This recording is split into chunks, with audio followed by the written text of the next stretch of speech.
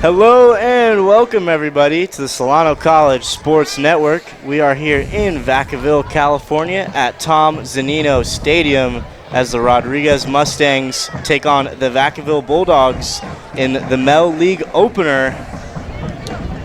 My name is Cameron Anderson and my broadcast partner next to me, Blake Molina. Blake, what should we look for from second-year head coach Miles King's Rodriguez Mustangs? Well, they're off to a solid start. They're above 500 at 3-2. They just won their last game, so they're looking to beat Vaca High, who's usually top of their division. They're struggling right now. They're 2-3, below 500. So Rodriguez getting a win here tonight would be huge for their confidence, and they could start a little win streak going forward. Yeah, I agree. And for Vacaville, they have been undefeated in league play the last 5 years. Now at 2-3 heading into this season. Clearly a tough schedule in non-league games, but it seems like this team may not be the same squad we are used to, so this is a great opportunity, like you said, for Rodriguez. Some Vacaville players I'm looking for is number 3, Brady Mott, on the offensive and defensive side of the ball. As a receiver, he has 8 catches for 197 yards and a touchdown, and he's also 4th on the team in tackles with 40 and 4 tackles for loss. And also the quarterback for Vacaville, number 9, Alex Barkley, who will get the start in this one. 160 yards, 2 touchdowns, 2 interceptions. We'll see if he can have a big game in this big spotlight here in the Mel League opener. All right, and we'll be back for the kickoff after a quick word from our sponsor, James Thomas Media, your one-stop shop for all of your video production needs.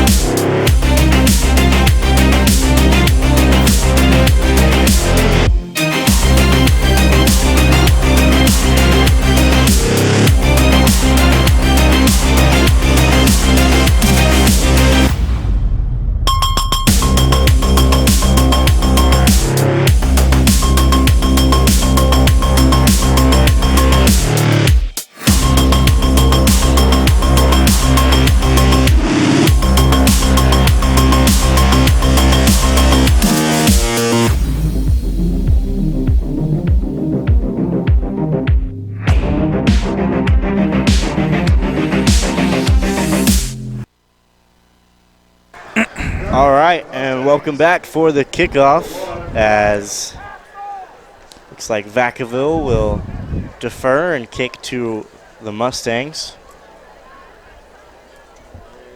Kicker Max Galliano, number 44.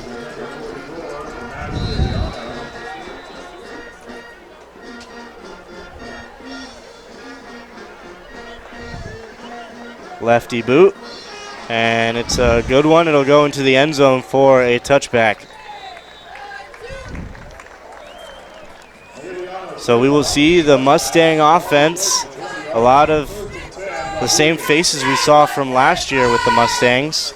Leroy Bryant leading the charge in the receiving crew, along with Jeremiah Hill, number 4, and Jeffrey Missouri, number 7.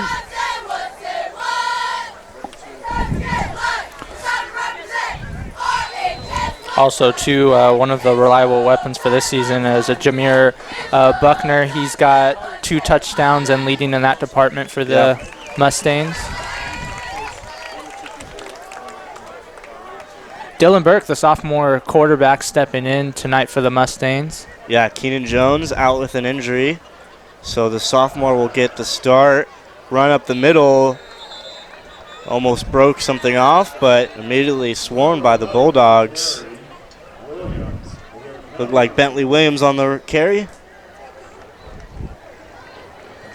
The lead back for him and Damani Nelson, actually, both splitting carries this season. Bentley Williams with 27 and Damani Nelson with 31, both with 193 yards and a touchdown on the season.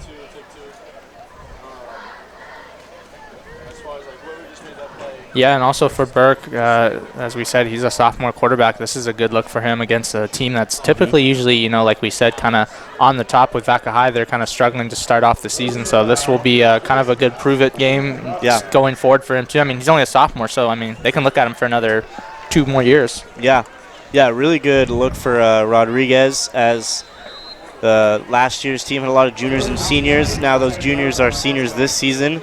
Leroy Bryant, the main name, who will be going to Washington to play college football. Burke is definitely the future for the Mustangs. Snap, and he will fake the handoff, run it up the middle for a few yards. There was a penalty on the opening play of the game, so this will be a second and long, about 2nd and 15.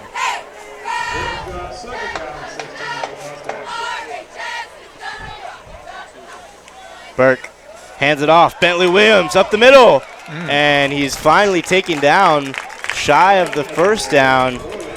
Got about 12 on that one. Yeah, he looked explosive on that play, and he looked like he would have broken out if he could have gotten away from that defender.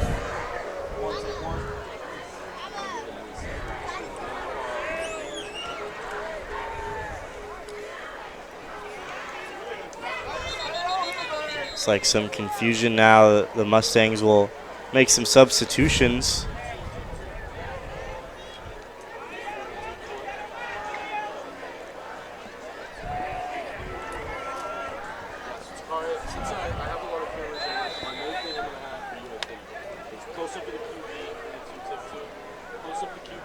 So it looks like Burke is running to the sideline to get his plays from head coach Miles King as they quickly run up to the line. In the single back, he hands it off, and Williams is met at the line. Ooh. That Vacaville front 7 not letting up on this first drive.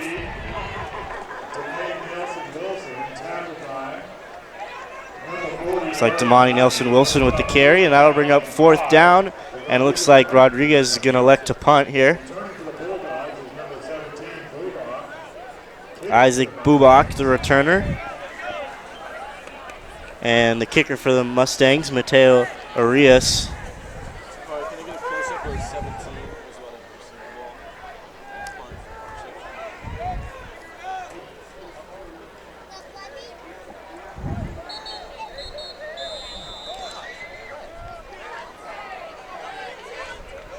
And there will be a timeout by Rodriguez. So slow start here as we are just 17 seconds into the game.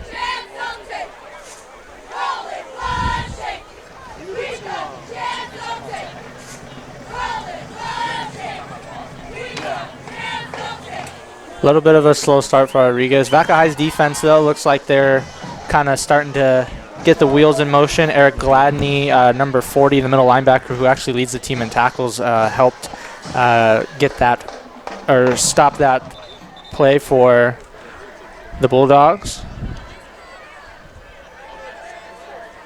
Yeah, Vacaville has 4 players with 40-plus tackles on the season. Brady Mott with 40, Liam Flaherty, middle linebacker, with 41, along with Eric Gladney, as you said, and Navarro, not Micah Navarro, his brother. This punt is short. The boot by Whitted, and he will fair catch it at the 44-yard line. Fans are trying to say it was tipped, but that wouldn't matter.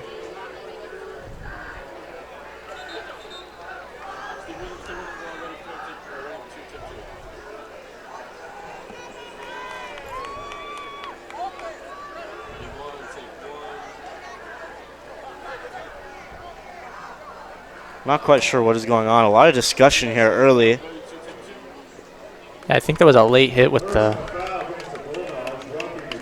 roughing the kicker, so that will give them the first down they need. That is a huge penalty.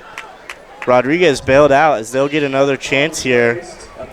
So Dylan Burke and this Mustang offense will take the ball at the 40 with 60 yards to go to the end zone. We saw that in the first game, our first broadcast of the year, where Vacaville played Cardinal Newman. A lot of key penalties held up the Bulldogs. So if you're a Bulldogs fan, hopefully this isn't a sign to come. Burke, wobbler, just didn't have a great grip on that one and throws it away from his receiver, Jeremiah Hill. Yeah, that throw didn't look like it was, it just looked like he was just trying to get rid of it. It wasn't even close, and like you said, really very wobbly pass, so hopefully we don't see that too much more from either quarterback in this game. And the run up the middle, that is Damani Nelson pushing bodies. Eventually they will have to blow the whistle. Forward progress, so he picked up 5 yards on that one. That'll bring up a 3rd and manageable. 3rd and 5, they need to get to the 50-yard line. Once again for Vacaville, Eric Gladney, the linebacker, was in there for the stop. Burke gonna drop back. He's going down the field. This one's way out of bounds. Targeting Leroy Bryant, but no play made on that one. So it looks like they're gonna have to punt again. Unless they try to go for this. Or there might be a flag on the field. There's a holding. So the Bulldogs will decline that. Keep the 4th and 5.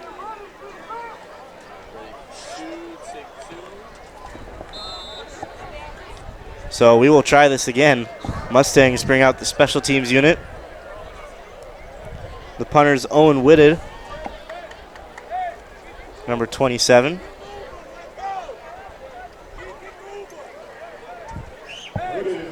And Isaac Buback down to return for the Bulldogs.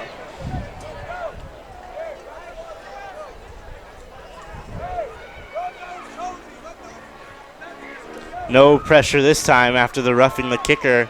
This one fair caught by Buback at the 22-yard line, so a fairly good punt as the Bulldogs will get the ball.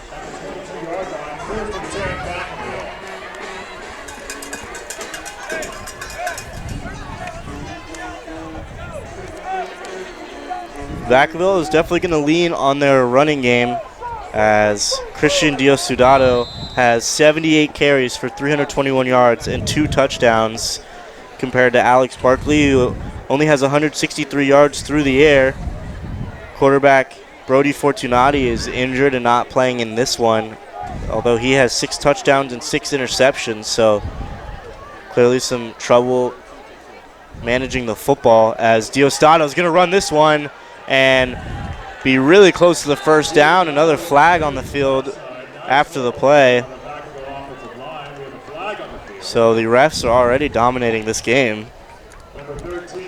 Yeah, no kidding. They're really making the pace of this game a little too slow for a football game. Yeah. Especially at the high school level.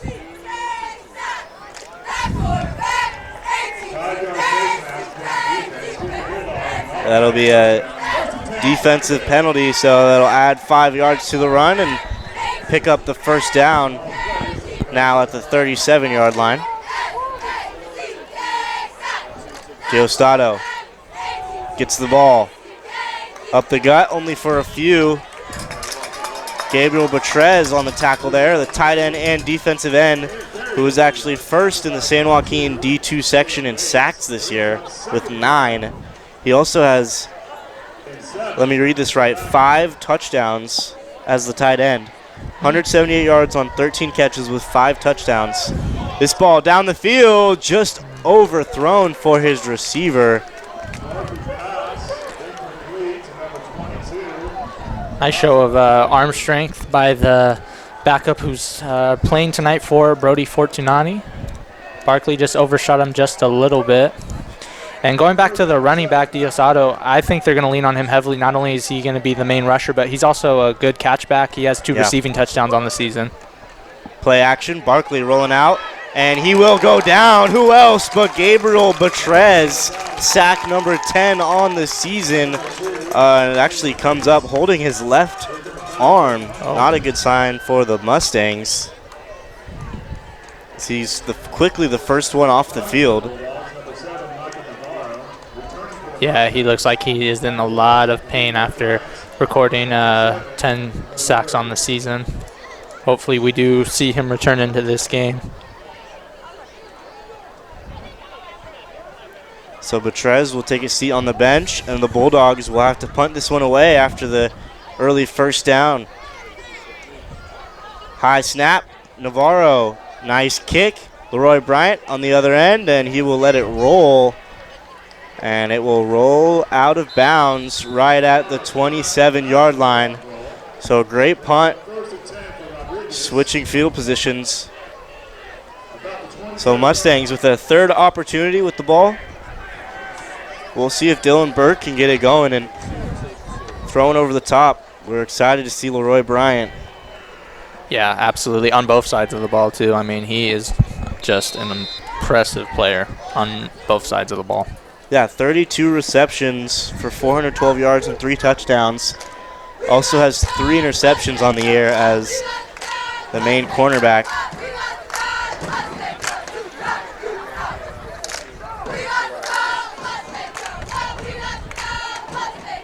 So Burke will drop back, and goes down. A big hit by Eric Gladney.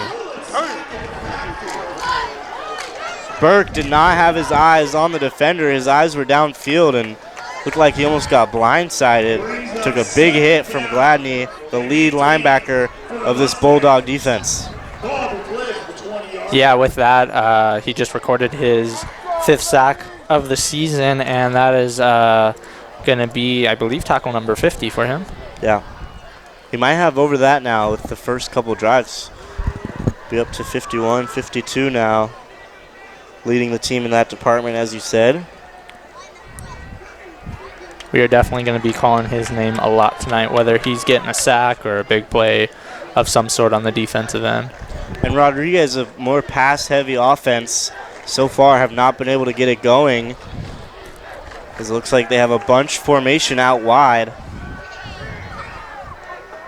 And Burke going to drop back. Heavy pressure. This one's underthrown and dropped.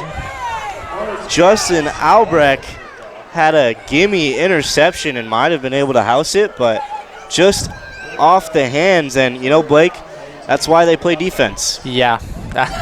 Yeah, definitely. I'm sure he has hidden himself for that one because that was right in his hands. But, you know, things like that unfortunately happen. I mean, we've seen some top guys that can catch that have dropped the ball before.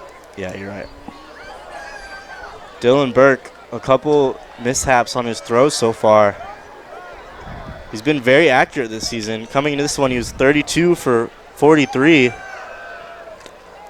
And it looks like the run will get stopped immediately.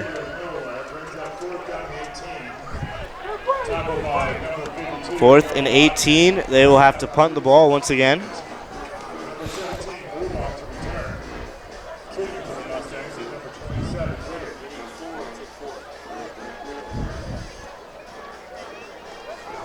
Yeah, so far neither side not really doing too much. A couple missed opportunities, a couple overthrows we've seen, I think, from both sides too, especially on Rodriguez's part. Yeah, I think we saw that overthrow from Barkley and maybe some underthrown balls by Burke so far. One almost picked off, and the other one, there was that overthrown ball to Leroy Bryant. So Vacaville, ball at the 50-yard line, some good field position. We'll see if they lean on that heavy run game. They got away from it a little bit on that first drive.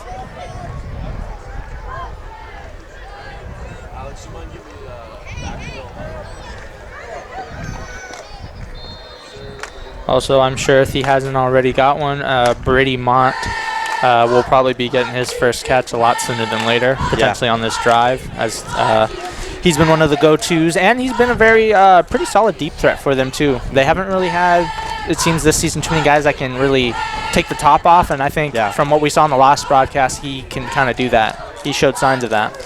Yeah, 8 receptions for 197 yards, so clearly a big playmaker. Handoff, Christian Diosdado, run up the middle, and he is trying to stay on his feet, but eventually will go down after a pickup of 2.5 yards. another change for this defense is we will see Malik Dawson step back more in a linebacker role rather than that nose tackle we've seen before. Number 16, Mekhi Johnson, will be the nose tackle, as you can see right there. Dawson not on the field right now, but handoff. Diosdado running through as he is eventually brought down.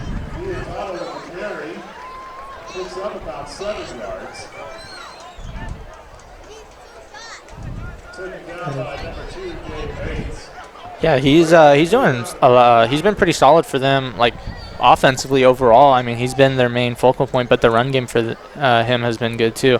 I want to see him a little more in the catch, the pass attack. He's a catch back. Yep. I think that'll kind of help open the field a little more too for this team. Handoff, Diosdado trying to run through, but eventually brought down. Great tackling by Zach Carvalho.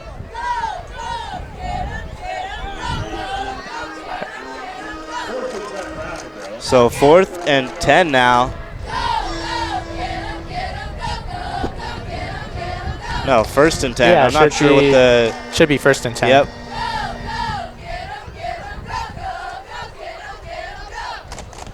And again, the momentum has stopped in this game. I don't understand that. What's going on? Some scoring and referee delays, along with both quarterbacks getting the play calls relayed by the sideline. So another handoff. Diosdado eventually brought down. Good tackle for the Mustangs.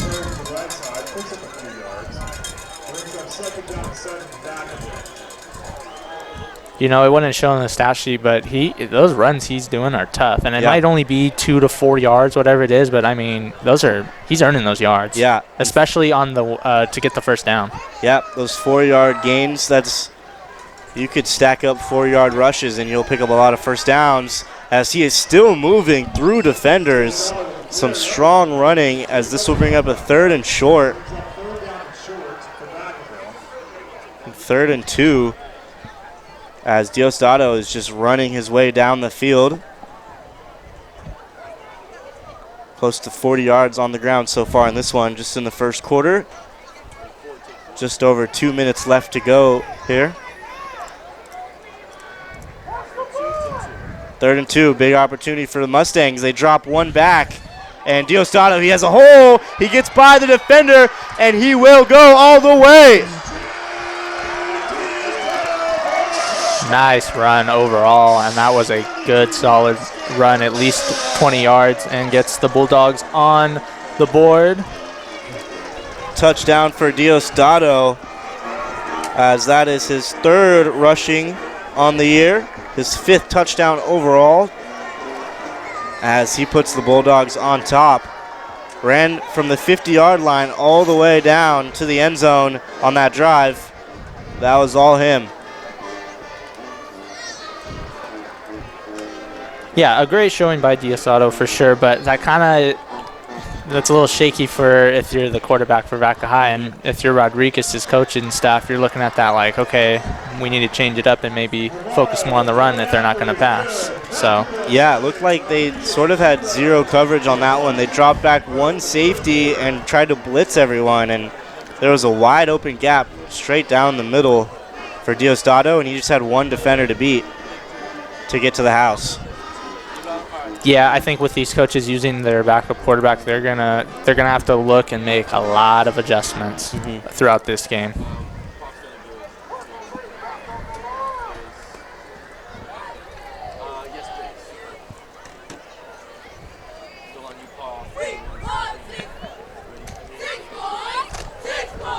So Vacaville out to a 7-0 lead, ready to kick off.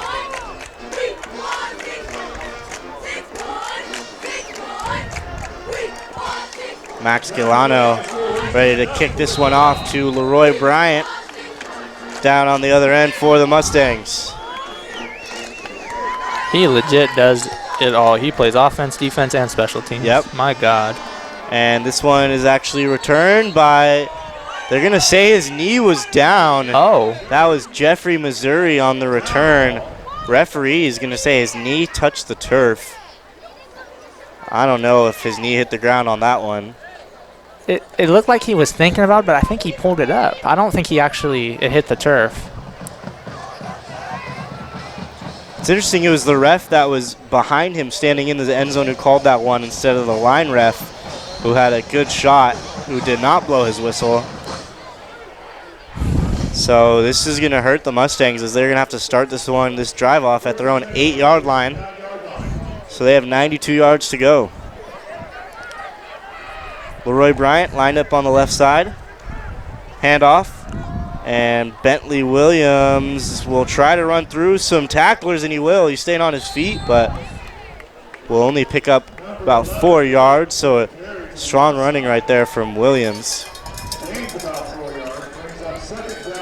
Yeah, it looks like the running backs for both teams are going to be doing some tough running tonight, but it looks like they're kind of doing okay, and they're adapting well to it so far.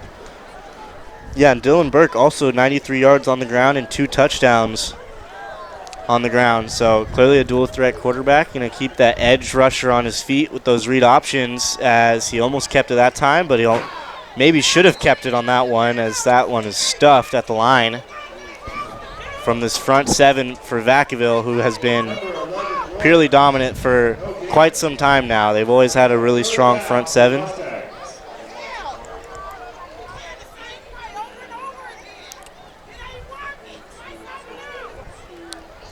So this will bring up a 3rd and 5.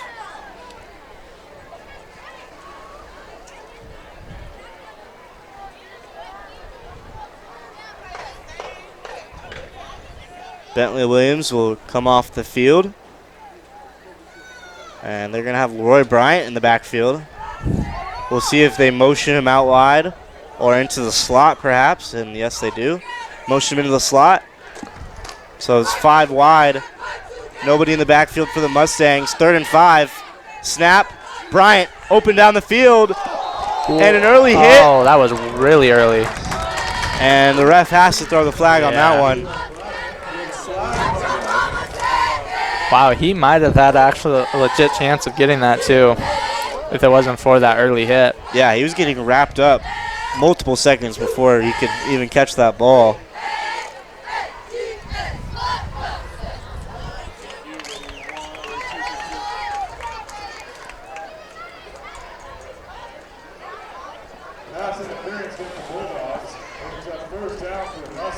So the pass interference will benefit the Mustangs greatly, as they have the ball now at the 28-yard line. So that is a 20-yard penalty basically. Here's Burke. Nelson in the backfield. Hands it off to the big back. Muscling his way through and eventually brought down by Gladney and others for the Bulldogs. Just Gladney, number 40, just all over the field, making all the tackles. And the stat sheet does not just speak for itself. No, he is an electric kid on the defensive end. He is everywhere doing I mean, he's even, if he had the chance, he's helping out with the pass breakups as well. Yeah. Vaca High knows how to find him. I mean, even when I was going to high school way back when, I mean, they've always known how to find people. Offense, defense. I mean, they even had a kicker probably 27, I want to say 2016, 2017. Man, he was automatic. I think he only missed once the whole season. Wow. I mean, that's very rare for high school football. I know. I know. But, hey, if anyone could do it around here, it's Vaca High knows how to find them. And actually, Micah Navarro, number 7 for Vacaville, is perfect on PATs, 10 for 10, and only 1 field goal attempt of 28 yards, and you banged it through. So Navarro's been very solid, perfect on the season so far. No such thing as a broadcaster jinx, so don't quote me on that. So they will flip sides as we begin the second quarter with 12 minutes on the clock.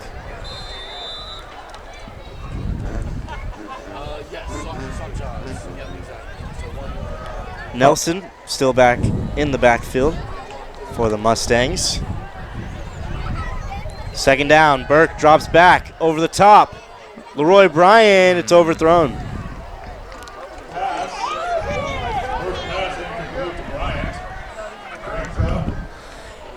And that was Jeffrey Holden for Vaca High, playing some great defense on that. Yeah, he was shadowed. Leroy Bryant on that one. That'll bring up a 3rd and 7 now.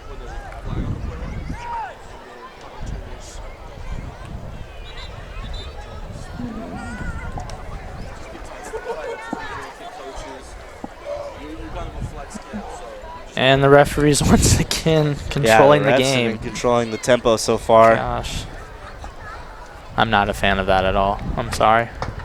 It's just... So now joining us in the booth, a fellow Solano Falcon on the basketball team. You'll recognize him on the basketball court, Mr. Jonathan Cobbs. Thanks for joining. How's it going, you guys? It's I'm good. glad to be here. Good game so far.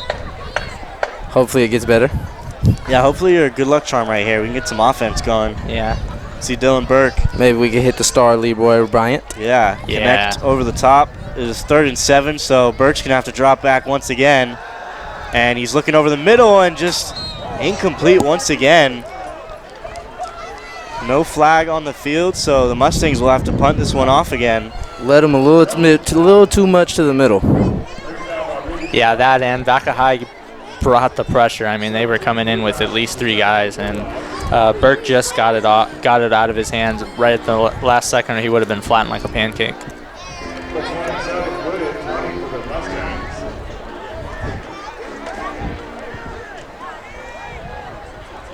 So the Mustangs will punt this one away on the 4th and 7, backed up on their own side of the field, as Isaac Bubak is on the other side of the field as the returner. This one sort of muffed and takes an awful bounce, going the wrong way. They're going to have to pick it up, and that is a rough 15-yard punt.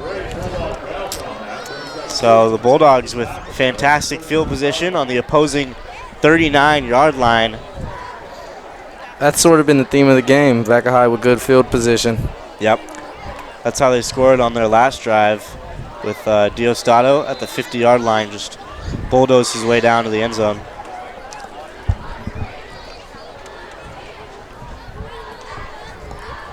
Barkley in the offense coming back out.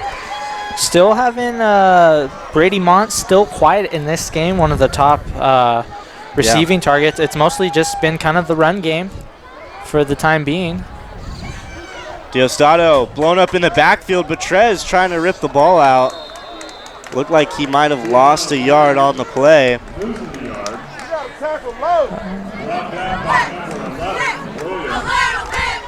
And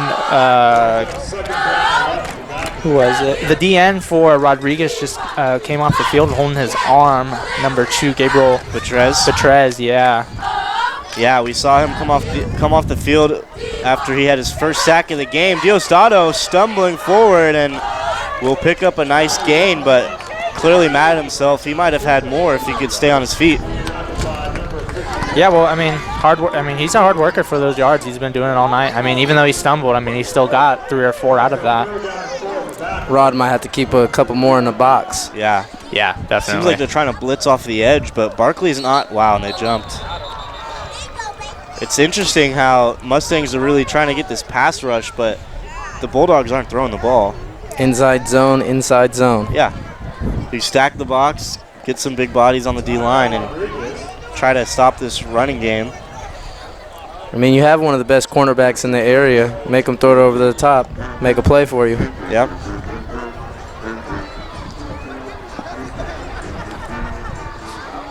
Petraeus, when he came off the sideline, he was holding that left arm that, like we talked about in the first quarter, he came off for a second, and he's kind of moving it around now, but I think he was in more pain this second time coming off than the first time, so I think they're going to be monitoring him, and we might have seen the last of him. We'll see what Rodriguez decides to do. Yeah, we'll see how aggressive the coaching staff is with putting him back on the field, as he is a big part of this offense and defense, leading the team in sacks and touchdowns as their tight end. Barkley, snap, hands it off once again. Diostato on his feet. He's still going. Bryant throws him to the ground eventually, but not before he picks up the first down. Can't arm tackle him. He's going right through that. Yep.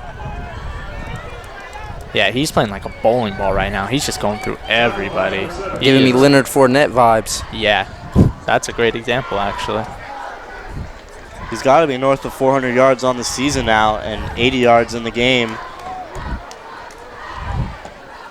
Oh, easily. I mean, Could he be a came in. 200-yard day. Yeah, he's putting up Derrick Henry high school numbers. Yeah. Man, wouldn't that be crazy? We're in Handoff. California, Najee. Diosdado to the sideline and eventually brought out of bounds. Jeffrey Missouri with the tackle on that one. 2nd and 1 for the Bulldogs as the Mustangs have no answer for this running game so far. And I can tell you one thing, if he didn't already, he now definitely has over 400 total yards rushing for sure now. Yeah. I mean, that alone probably did it. Looking for his 2nd touchdown of the game and his 4th rushing on the season. Wouldn't be surprised if they handed off to him a couple more times right here. Let him punch it in.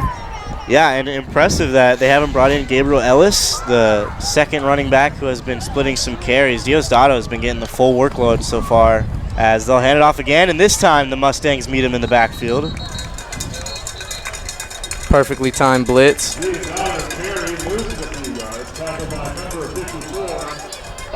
So what was a 2nd and 2 is now a 3rd and 5 as that one lost 3 yards.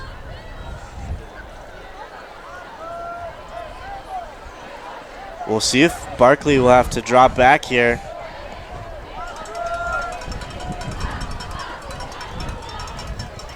He will. Over the top. He has a receiver wide open, overthrown. Leroy Bryant got turned around a little bit as it looked like that was Noah Ciosi wide open in the end zone.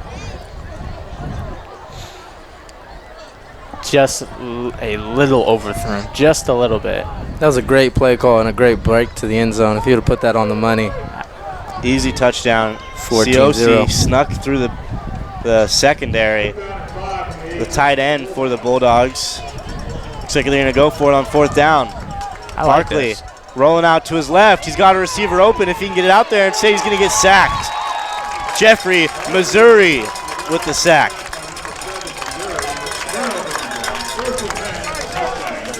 I think Barkley was scrambling a little too long. He had a couple people open on the field. I just don't think he was looking up. And it's awkward as a right-handed quarterback to sprint off to your left. You have to throw across your body. And by the time you move your feet and swing your hips open, the defender could be trying to strip that ball out. So, interesting play call right there on a 4th and 5. Now the Mustangs, with a huge stop, get the ball back. Just down by 1 score with a little over 9 minutes to go here in the first half. Burke hands it off. Runs to the outside and is eventually met by who else? Eric Gladney in on the tackle.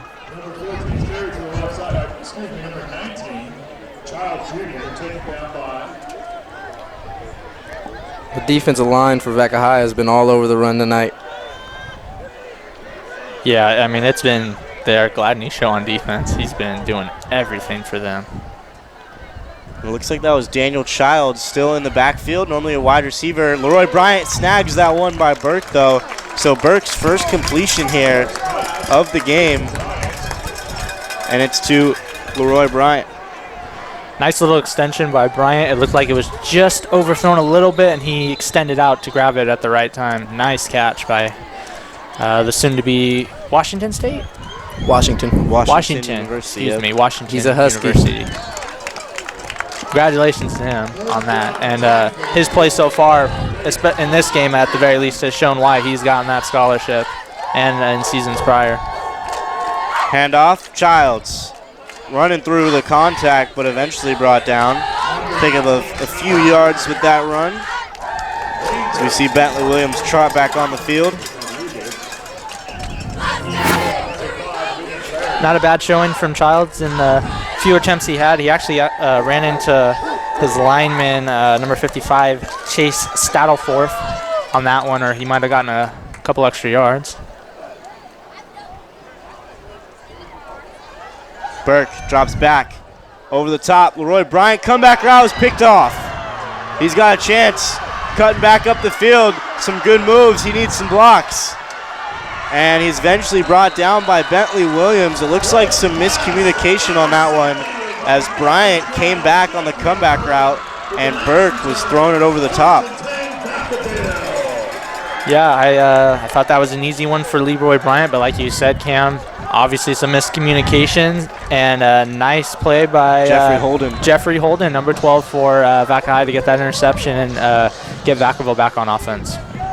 He's been one-on-one with Leroy Bryant so far in the first half and clearly winning that battle. Bryant with just one catch for 8 yards. Holden with a couple knocks and a pick right there. Almost a great return. Almost took that back to the house. Oh, yeah. Got about 25 yards on the return. Handoff. Diosdado almost met in the backfield, shakes off a few tackles, and is eventually brought down as it takes 3 to 4 Mustangs to get him down. Trevor Cromie and Gabriel Betrez, who's back in this game after that, what seems like a bicep or maybe tricep injury. Yeah, I just hope they're cautious with him because he's come off the field twice now in the span of, a quarter, and it's been the same, it's the same arm too. So as long as they're cautious and careful with him, I mean, no harm, I guess. And he has to be a tough kid. Yep. Oh, no doubt. Oh, blitzing off the edge. Down the field, Brady Mott almost made a spectacular play. Barkley had to get that one out quick as Betrez was unblocked and heading his way. Great defense from cornerback number 4, Jeremy Hill. Yep. Jeremiah Hill. He was all over that. So 2nd and 8, and actually it looks like there was a penalty on the play. Illegal man downfield. Was there even a flag? I saw them throw the flag, but I also saw the ref pick it up and put it in his pocket, so I didn't know if they wanted to rule that as no flag on the play, but looks like one of the linemen may have been downfield. Usually you just see that with screen passes. Barkley looking back. Diosdado almost brought that in with the left hand, but that one will be incomplete, bringing up a 3rd and long. Yeah, again, it's just, the overthrows, and they're not, by a lot either. They're just a little. The timing just needs to be just a little bit better. Rodriguez better be careful.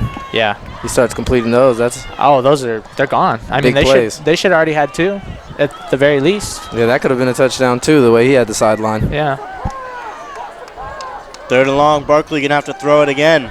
Betrez coming in. Screen pass lit up by Trevor Cromie, middle linebacker for the Mustangs.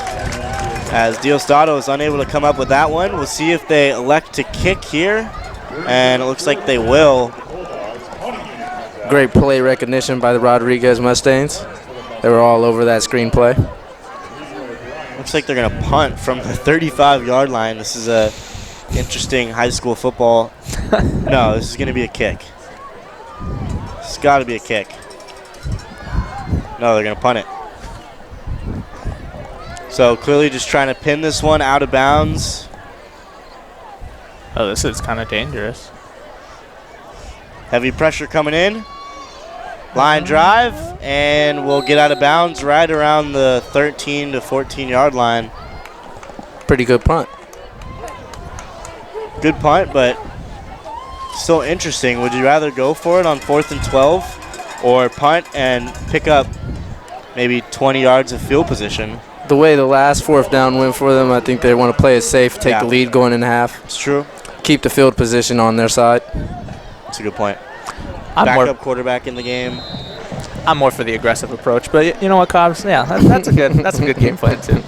Yeah, I'm not accustomed to the unorthodox punts on the opposing 35-yard line, I guess. Sometimes you got to be conservative, man. It's true. They have the lead. They've played good defense so far. They look in control so far. Burke stepping back over the top and almost picked off once again. Jeffrey Missouri, the targeted receiver.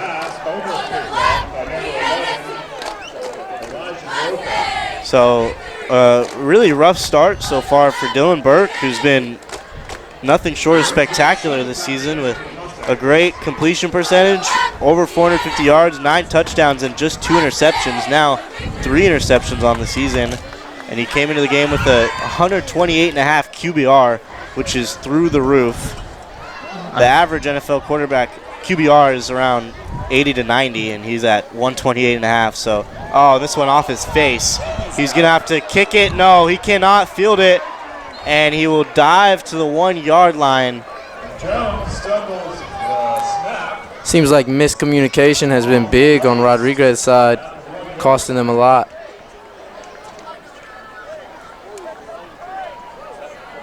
Brings up 3rd down and long. Yeah, Rodriguez really doing this to themselves right there. The botch snap.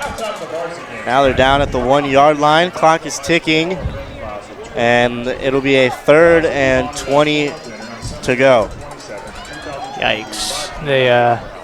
Rodriguez is definitely going to need to come in after this half and kind of change the way they do things. I mean, they're only down 7-0. I mean, there's still almost 6 minutes left, but I mean, you know, they're playing pretty well, and it looked like Vacaville's kind of dominating them, even though the score doesn't show that. If I'm Vacaville, I'm dialing up a blitz right now. Yeah. See if I can get a safety. Looks like I think you got to just run this one up the middle. No, Burke rolling out.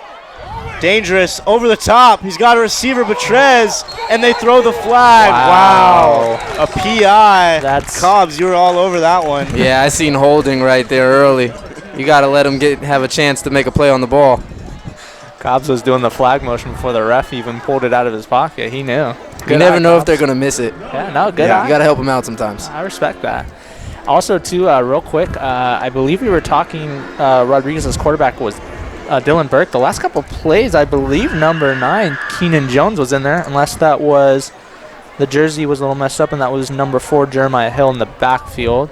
No, I think the 8 and the 9 is a little tough. Actually, you're right. It looks like Keenan Jones is coming on the field right now.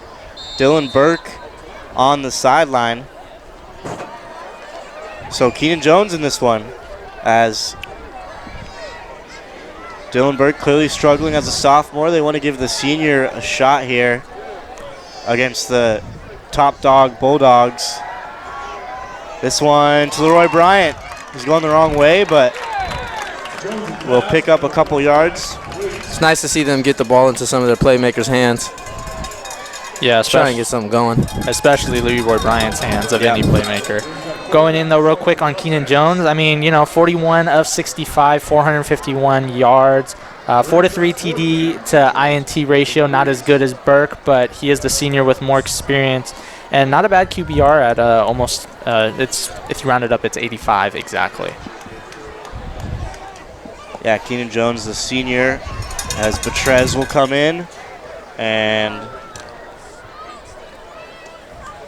not sure if they're going to elect to punt this here. Looks like they will.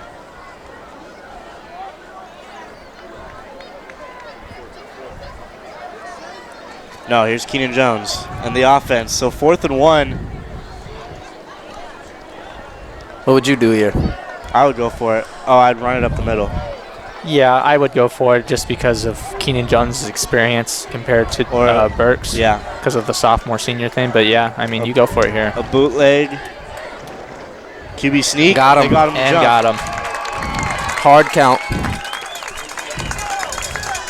So the Bulldogs, with a few penalties here in the first half, just costing them 3 times on 3rd down and 4th down so far. Seems like this week's practice is going to be discipline for both teams. Yeah. Oh, no doubt. I think both teams, too, are going to work on drawing each other off and, you know, knowing when to and when not to for sure. So I think those discipline practices are going to be kind of tough for sure. Jones, snap, hands it off. A late handoff as he's going the wrong way. That is Damani Nelson.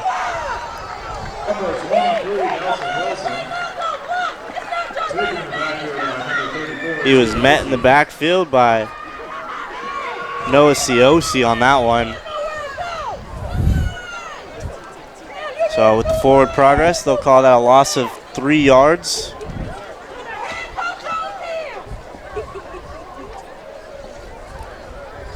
Second down and 13. 3 minutes and 10 seconds left in this quarter until halftime. Only 7-0, but the score does no justice. It seems like Vaca High would be up by a lot more. Jones dropping back. Immense pressure, and he falls. He loses the ball. No. I think Vaca High jumped on it. And they're going to rule it an incomplete.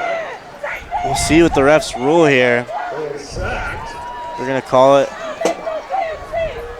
We're going to call it a sack.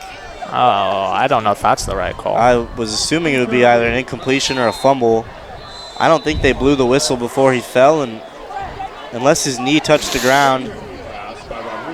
Goes in Rod's favor, though. They almost lost that one. That would have been great field position for Vaca High. I think Vaca High should have had that ball. I don't think that was incomplete pass. I think they ruled it a sack.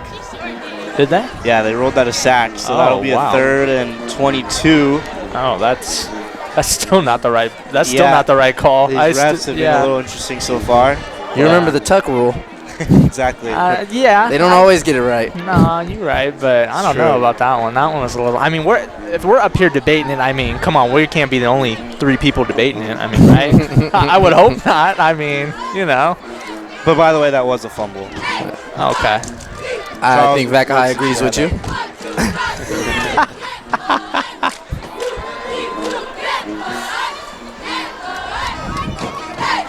Well, let's see if Rod can get something going. Hopefully get some momentum going in the half.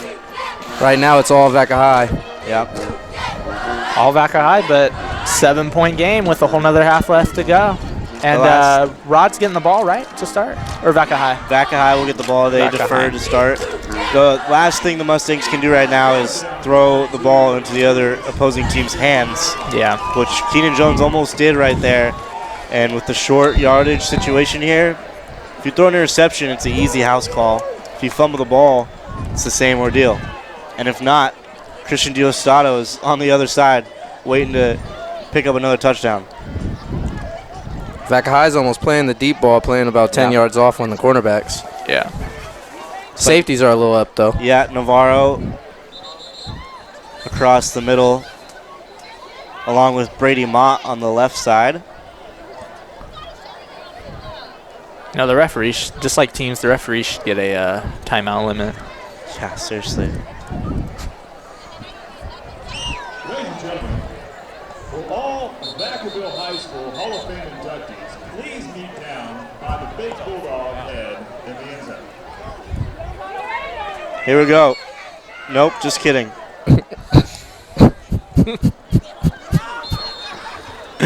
Another whistle. Here we go, I think. Wow. Keenan Jones, 3rd and long. Dumps it off. Leroy Bryant on the screen. He's got plenty of room down the sideline. He cuts back and eventually is out of bounds, but not before he picks up the first down with 2:35 left to go. A big gain for Leroy Bryant. Uh-oh, don't let Rod get back in this game. I mean, they're never really out of it, but let them get a score. It's looking a little different going into halftime. Oh, it's looking a lot different. And yes, sir. Not only that, that's a big momentum play. That's momentum changing, too, for Rod, hopefully, if they can make something out of it. 3rd and 22, and they pick up 30. Hand off. No, he keeps it. This is Keenan Jones. He's going backwards. And he will get close to the line of scrimmage as he gets out of bounds, but flag on the play. See if they call it a holding. So maybe a holding on the offense. I think that's what they're going to call.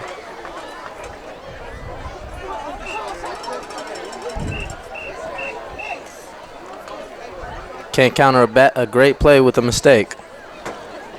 Never ends up good. Block in the back. Yeah.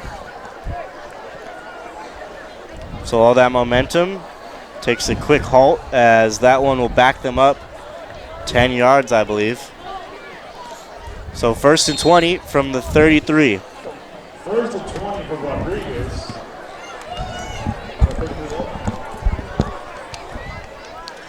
Keenan Jones with Bentley Williams in the backfield. Drops back. looking for something, scrambling. He's got some room, a defender to beat. He will eventually get out of bounds. A Late hit. Here it comes. Come on. They've been kind of flag happy all day. That was John That was Navarro, number 25 on the late hit. But very close one. refs are going to say he just timed it right before he got out of bounds. I would have probably given him that. I think that was pretty late. That second hit. Yeah. I mean, he was about 3 steps out of bounds already. Well, I mean, it looked like he was getting ready to get up, too. 2nd and 13, a scramble of 7 for Keenan Jones makes this a more manageable second down. With 2 minutes and 11 seconds left here in the first half. A lot of passes. They're going to stick to it. Leroy Bryant on the outside. No, it's Jeremiah Hill. Defender on his foot, or on the ground, excuse me, and Hill eventually out of bounds across the 50-yard line. That'll bring up a 3rd and 1.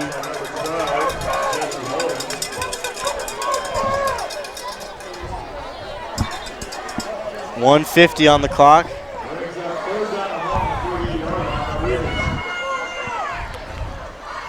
Clock is rolling. Ref finally places the ball down. 3rd down and 3. Handoff. Williams met. Ooh, big hit by number 5. That is Liam Flaherty, who is tied for 2nd on the team with tackles with now 42. Him and John Navarro both have 42 tackles on the season. So here's a 4th and 5 as the Mustangs lose 2 on that one, maybe 1.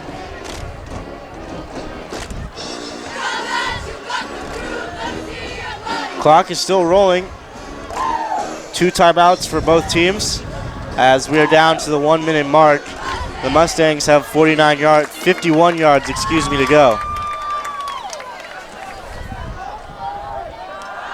Jones Leroy over the top. Bryant, and he could not secure it. That would have been a spectacular catch if he was able to bring that one down. Just a little bit over him, though, I think.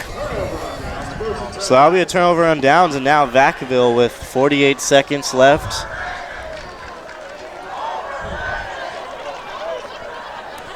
Has a chance. The Bulldogs have a chance here to get on the board late. Navarro, a good kicker, although his longest is only 28 yards on the season. He's more of a short-range kicker. If I'm Vacaville High, I'd be aggressive right now. See if I can get something over the top. See some press right here from the Mustangs. Barkley tipped. It is blocked at the line.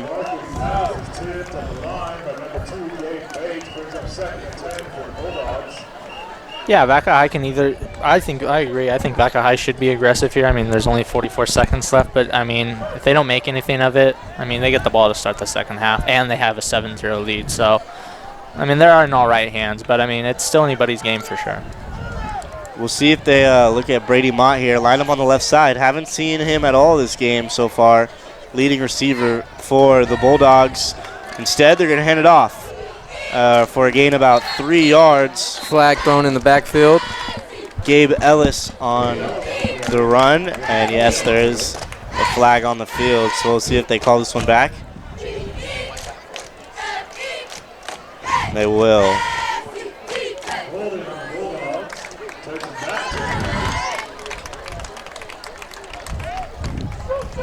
.38 seconds on the clock. 2nd and 20. Brings up 2nd down and 21 for Vacaville.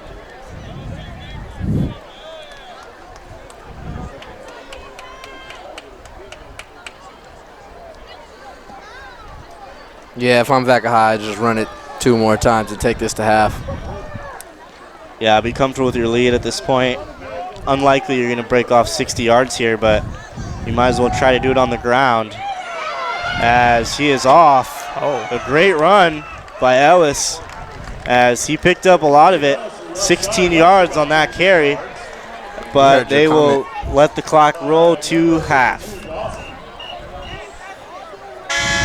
So the final buzzer hits. That is it for the first half. 7-0 Vacaville on top of the Rodriguez Mustangs. Thank you, Jonathan, for joining us here in the second quarter, and we'll hope to see you soon. Yeah, no problem, man. See you guys later. Yep. All right, we'll be back after halftime.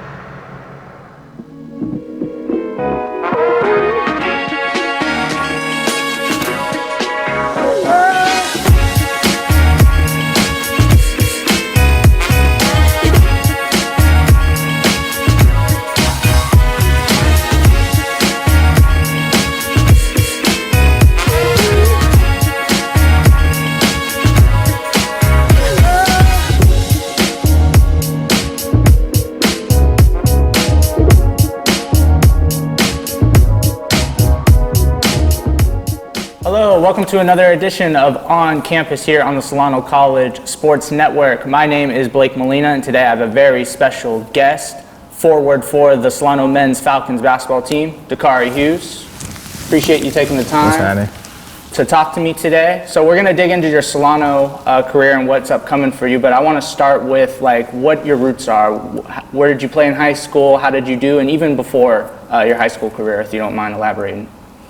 All right, I'm gonna started first. I really picked the basketball part when I was around 3.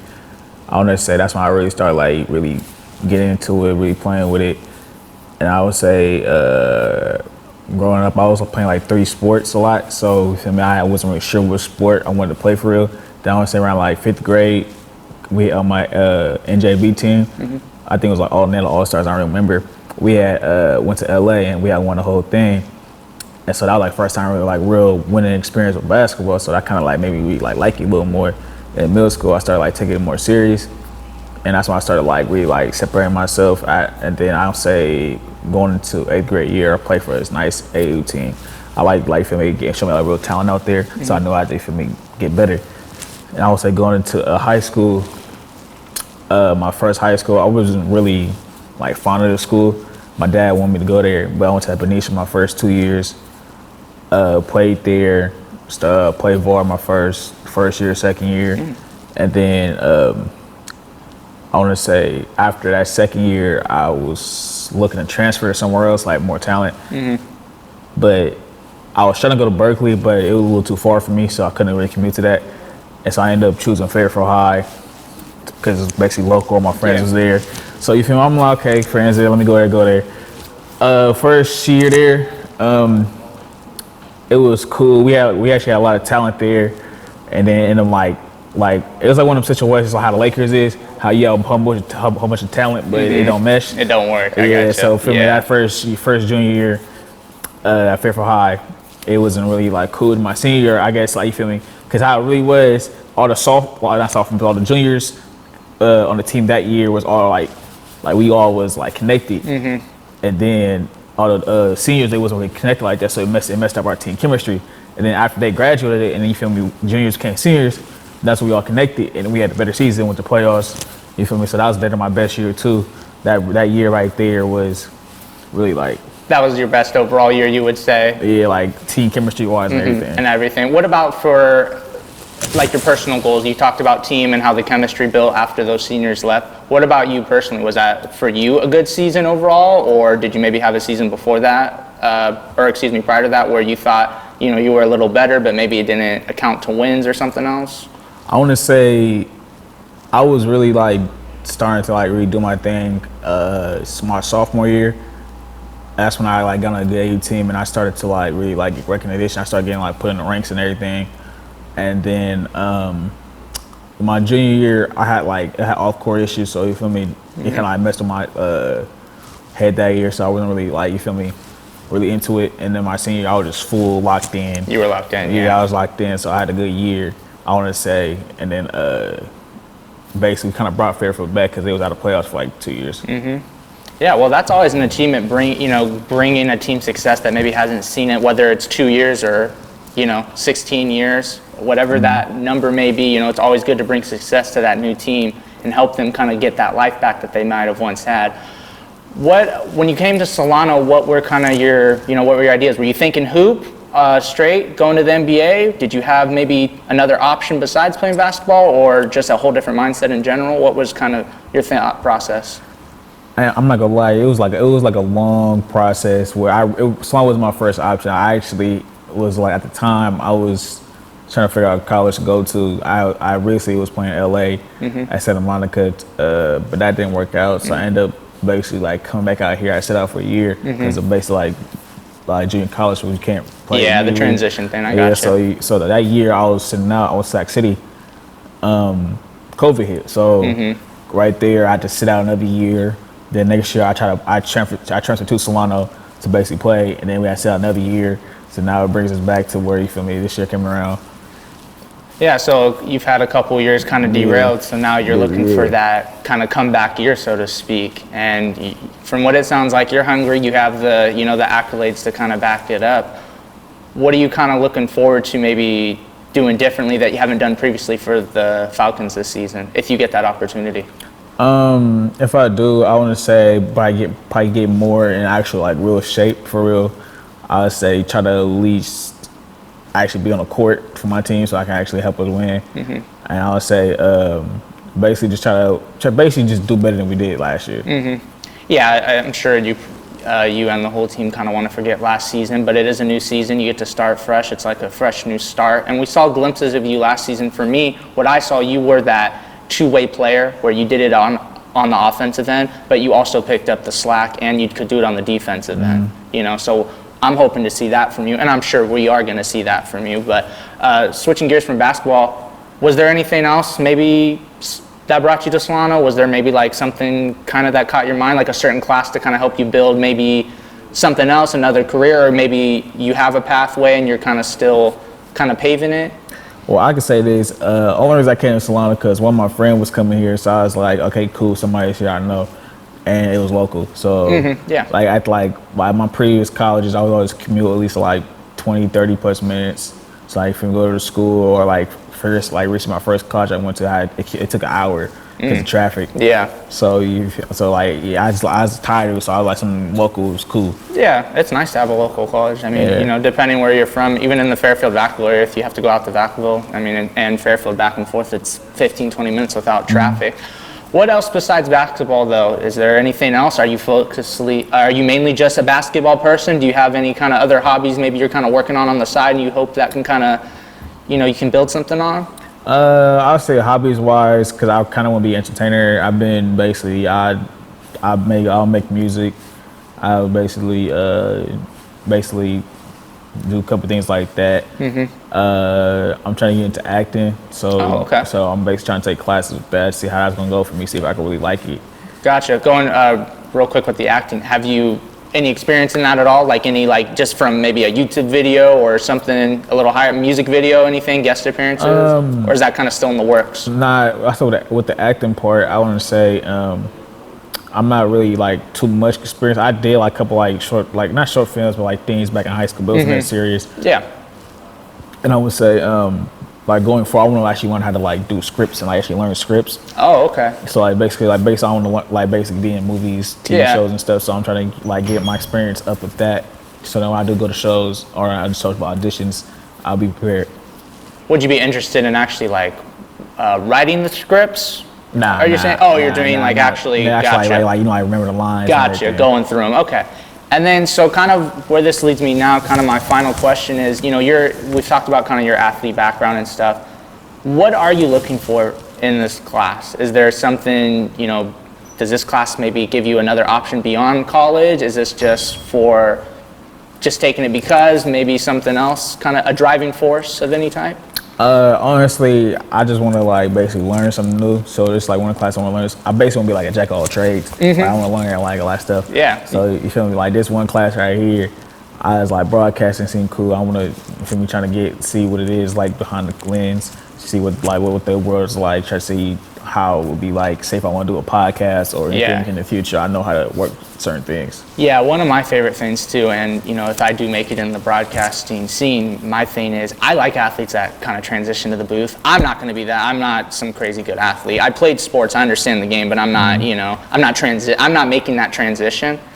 I think if you do decide to do something like that, I think it would be a good and smooth and easy transition for you, and you should definitely look into it. I know I'd like to have you in the broadcast, even if it's for one quarter of basketball or something, just something short to kind of talk to you about it, a little insight on the season type thing. That is all for today. Thank you, Dakari Hughes, for joining me today. This has been another edition of On Campus on the Solano College Sports Network. My name is Blake Molina. Thank you. All right, and we are back for the beginning of the second half as the Bulldogs are up 7-0 on the Rodriguez Mustangs. And we have a new broadcaster in the booth, Zay Randall. Thanks for joining. Thank you for having me. Very happy to be here on this beautiful night in Vacaville, California. Yeah, the weather is nice, and this is still a close game as the half is about to start. But as we kind of talked about in the first half, Vaca has been looked dominant on the field, but the score definitely doesn't reflect that. And this is still anybody's game. Rodriguez can easily win this game if they just make the right adjustments and play a little bit better on the offensive end. Yeah, and it seemed like Vacaville bailed out that Rodriguez offense a few times with crucial penalties on 3rd and long and even 4th down, and the Mustangs were still not able to capitalize. We've seen a quarterback change. I think I made a mistake in the first half, mistaking Keenan Jones for Dylan Burke. So Keenan Jones, the senior, should be coming out here to start the second half as he came in late in the first quarter, subbing in for the sophomore Dylan Burke. But we will have to wait as Rodriguez will kick it off. The Bulldogs kicked it off to begin the first half, so now they will get the ball to start the second half. Yeah, well, this is I'm very curious to see the way Vaca High kind of comes into this half to start it, to see what they do. Are they going to come out aggressive, firing on all cylinders, or are we going to see kind of what we saw in the first half where it was a little sluggish, but they were getting it done? Buckner, he's got it. He's got some room up the middle. And he will eventually go down. A solid return as he gets out to the 32-yard line, so about a return of 30 yards for Jameer Buckner. Bulldogs will take over 1st and 10 from the 32-yard line. So Alex Barkley and this Bulldog offense will take the field here soon to start the second half. I'm expecting Vacaville to come out with same game plan, pound game, keep running it down their throats. Eventually it has to break open. Yep. Eventually. They've been running it hard all night. They've been getting yards every single carry. It's just they would shoot themselves in the foot. Yeah, Diosdado in the backfield. A monster first half for him as he will get the ball again, and a solid pickup there. So he gets about 4. Yeah, I mean, he just keeps fighting for those tough yards, even if it is only 2 or 3. I mean, he's showing no let up, and he is fighting for whatever he can get against Rodriguez's defense.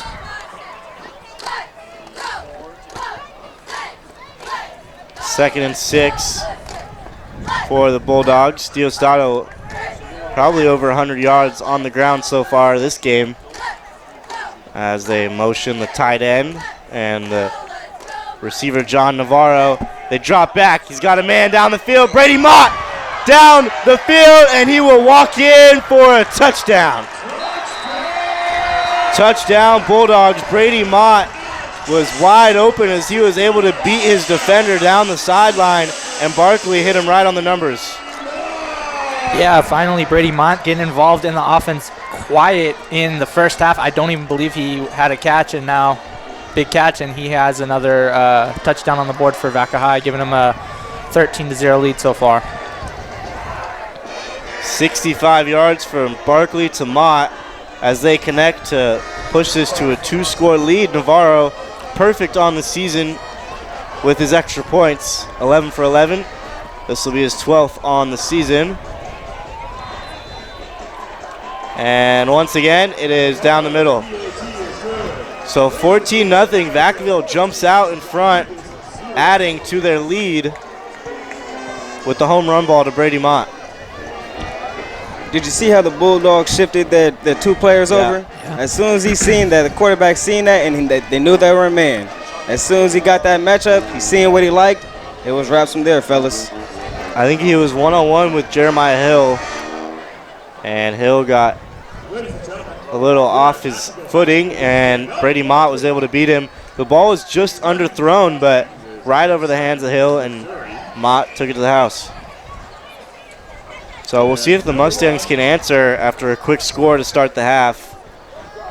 Leroy Bryant and Jeffrey Missouri back to return.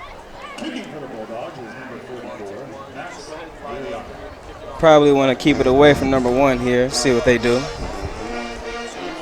Yeah, we've seen Missouri with a couple catches here on the kick return.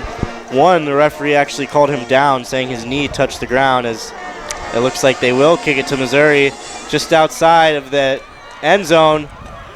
Trying to get down the sideline. He cuts back, and he's got nowhere to go. I don't know where he's going. I don't know what he is doing. And he is down at the 1 yard line. Not the right play to make there. You just can't do that. We all know as a returner, rule 1, you cannot go backwards. Nope. Barry Sanders, he is not, I guess, because it's not that easy to cut back. As a returner, you just got to push forward and get as many yards as you can. Not everything's going to be a touchdown. Kind of shocking that wasn't. I thought it was a safety from where I was, but it looks like it is getting ruled down at the 1, so I guess Rodriguez did dodge that, but at the same time, that was a very questionable play there. Looks like that ball might even be inside the 1 yard line. Yeah, looks like it's going to be at the half. Yeah. Just a foot outside of the end zone, so this is going to be really tough to prevent a safety. And they're coming out in shotgun. Yeah, last time we saw this, they rolled out, and Jones almost got sacked, but they got bailed out. They're going to throw it again, and they hit the out route to Jeremiah Hill, who will secure it in bounds before going out of bounds for a pickup of a few yards.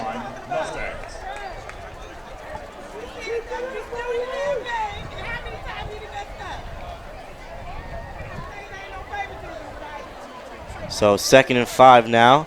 A gutsy call right there, throwing out of your own end zone. We'll see if they try to run this one to make it a 3rd and short. No, he's going to throw it again right into the defender, and just low enough. The receiver didn't even have his head around. That was Buckner that almost had that pick for Vaca High. Andreas Garcia, the target on that one. The senior Kenan Jones is getting that ball out fast. Yeah. And it doesn't seem like he's having a problem staying in that pocket either. He's looking very confident right now. I like what I'm seeing from number 9. 3rd and 5 here. Jones, screen pass is low. Dropped by Garcia. So the Mustangs are going to have to make a difficult punt here at the 5 yard line, and they're going to set up Vacaville in great field position if they do elect to punt. Yeah, Mustangs are not coming out of the half probably as they wanted to, and as we thought they were going to come out. I thought they were going to be a little more aggressive, but that play, the run back, that killed any momentum they had. Yeah.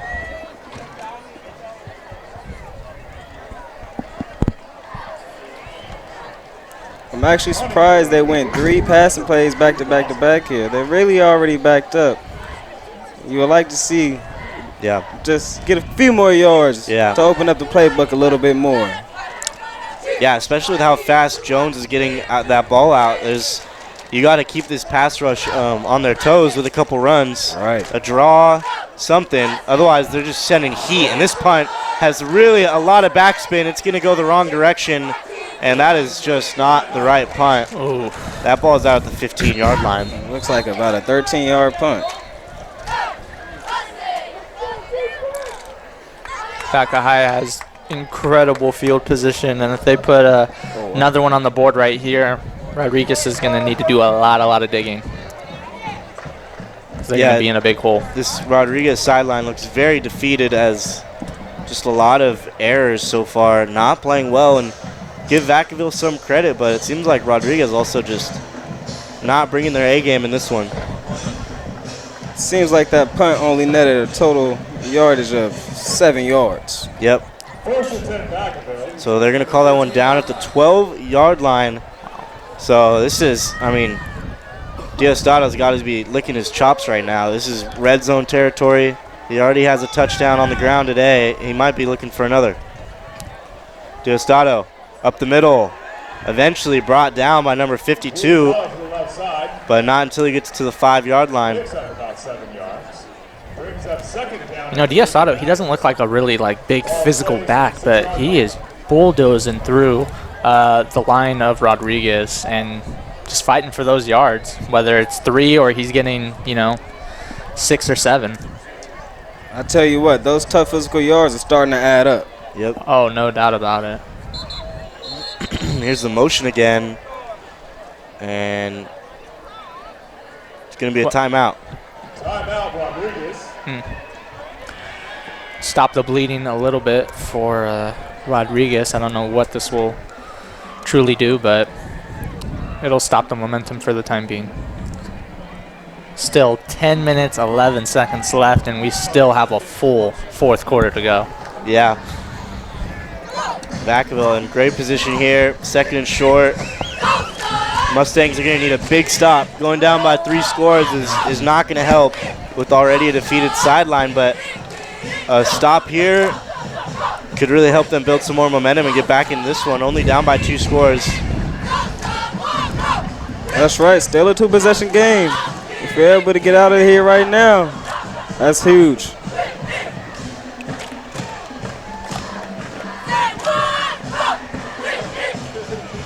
Barkley with Diostado in the backfield. Brady Mott line up to the left.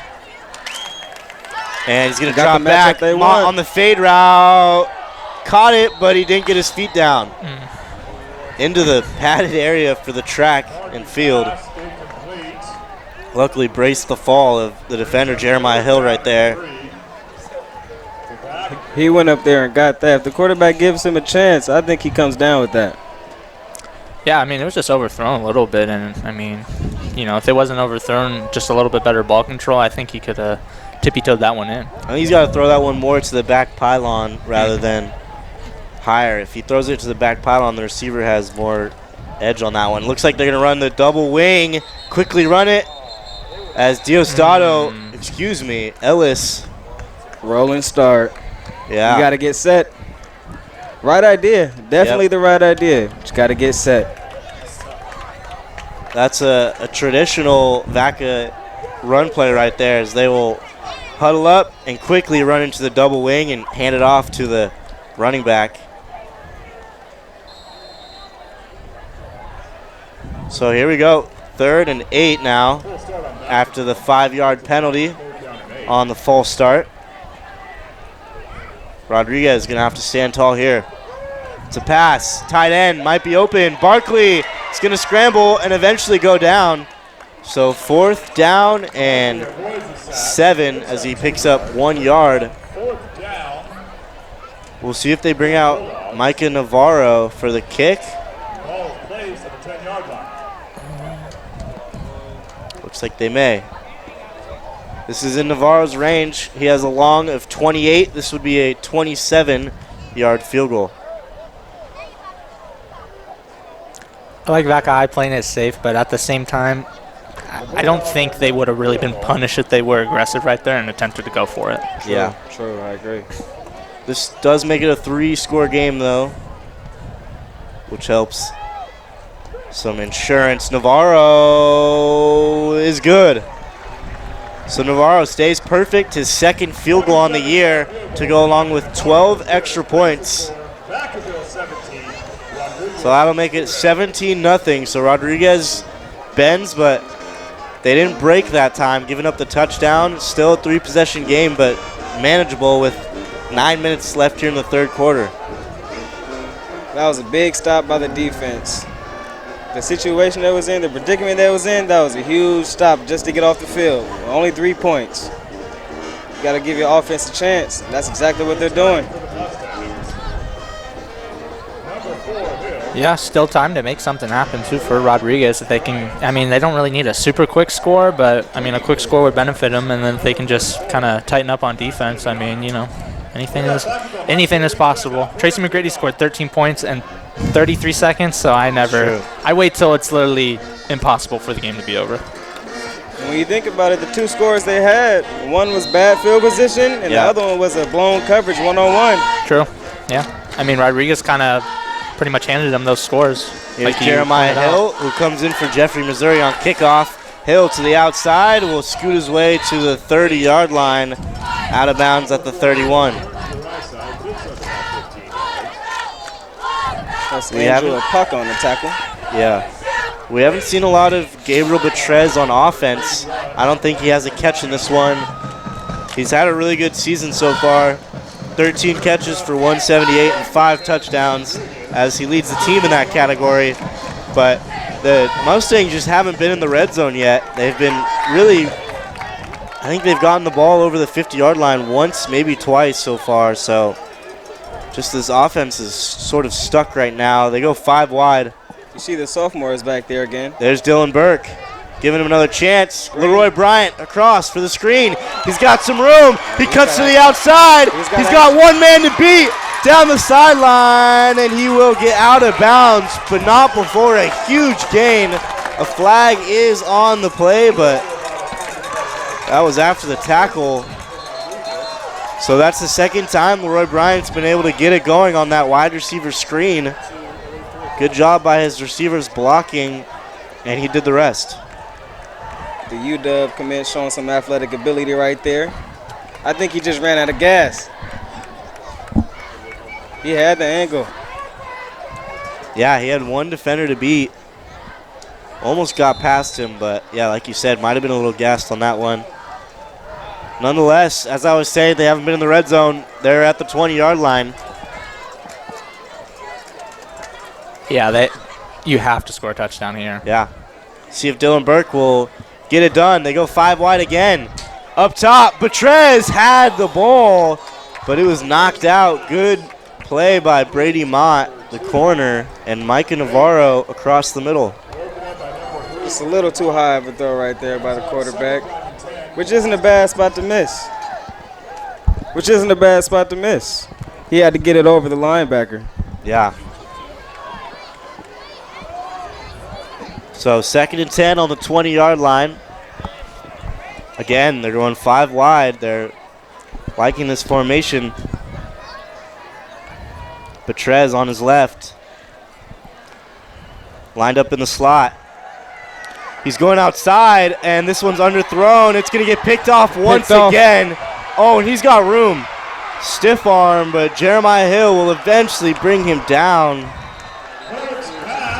Jeffrey Holden with his 2nd interception of the game, as he has been shadowing Leroy Bryant this game, and so far he's winning that battle with 2 interceptions. Definitely. Yeah, Holden's been playing well against Bryant in this game, and Rodriguez, that's not the outcome they wanted at all. They needed at least to get a field goal out of that, and throw a pick like that, that's not good. So there's a flag on the play. The offense is still out. Again, the refs are discussing. How many receptions does Bryant have? 3. And they're going to call it on the offense, so that one is declined.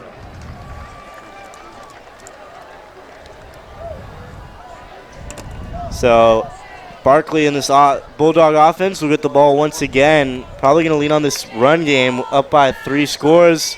Going to try to milk some clock here. Mustangs still have a chance. It's only a 17-point game, and there's still 20 minutes left in this ball game with 3 timeouts. Still a lot of game to play. They're just going to have to lock in on this run game, I think, defending Diosdado and Gabriel Ellis in the backfield. Yeah, nice little 1-2 punch at running back for the Bulldogs, and that's something always good to have. I'm one of those people where I would favor, a 2 to 3 running back set.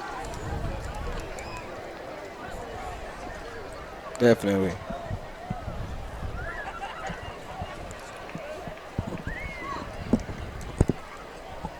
A lot of discussion.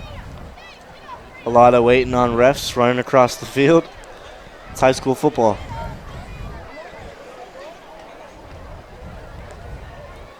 And right now, Rodriguez Mustangs have about 9 players in the box. They're loading up for the run.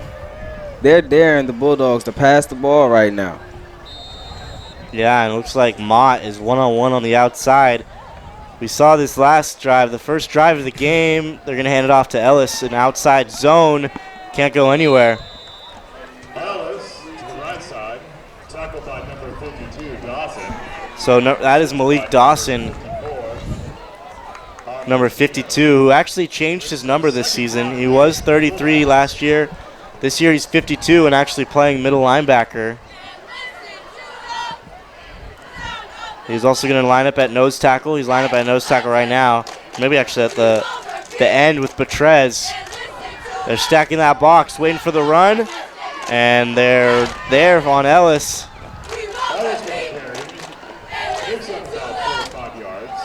That'll bring up a 3rd and 3. So big stop right here for Rodriguez if they can hold him to less than 3 yards. We might want to watch that motion again. Oh. What was that? I'm not sure what the call is, but somebody definitely moved a bit early.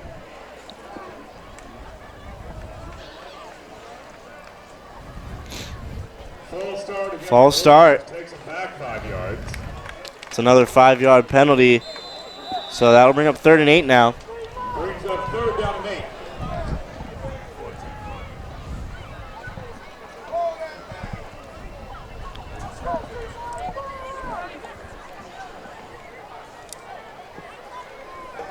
Number 18, Chris Ross, is lined up one-on-one with Brady Mott here. We'll see if they go there. There it is. Barkley, Brady Mott got it in down the sideline, and he's got another touchdown. Wow. I almost felt like we were watching the same play from earlier in this quarter again. Yeah, that was some deja vu. Chris Ross, welcome to the game as he got burnt by Brady Mott, who has been a huge playmaker for this offense, as he now has 10-plus catches and 3 touchdowns on the year and close to 300 yards. I mean, 2 just bombs by Barkley. Great ball on that one. Hit him right in stride for another 60-plus yard touchdown. And I really like that play call by the Bulldogs. Nobody's expecting that one. It was 3rd and 3. They need to run some time off the clock. They have the lead. Nobody's expecting the pass, and boom, right over their head. Yeah, and that's what Rod gets for stacking that box. They had one-on-one on the best receiver for Vacaville on Chris Ross, who is not Leroy Bryant, so couldn't step up and make the play there. So now it is a 24-0 game, so that is another big blow for Rodriguez. Now down by 4 scores, unless they get some 2-point conversions here on each touchdown. Yeah, and the positive side for Vacaville, besides them winning this game, is Mott wasn't involved at all in the first half, and now in the second half, I mean, he's definitely surpassed 100 yards and has 2 touchdowns, and we still have a lot of almost 20 minutes left in this game. Yeah, and Barkley has more yards this game than he does in the whole season so far, as he came in with just 163, 1 touchdown and 2 interceptions, so he adds 2 touchdowns and close to 200 yards. So a really good game for Barkley here in the second half, but a lot of that credit definitely goes to his wide receiver, Brady Mott. Seems like one of the returners for the Mustangs went down with apparent injury. We have number 3, Andreas Garcia back there. Yeah, we saw Jeremiah Hill. Here's Leroy Bryant as he gets a chance to make a dynamic play as he's going up.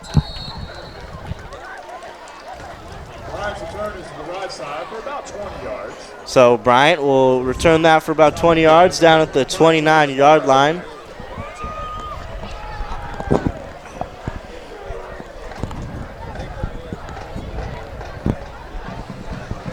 I kind of want to say this is make or break for Rodriguez, but I mean, there is still a lot of time in this game, so I think we just need to see the outcome of this drive, and if they don't throw a pick and at least can get out a field goal, you know, they have a little life, but you can't mess up here.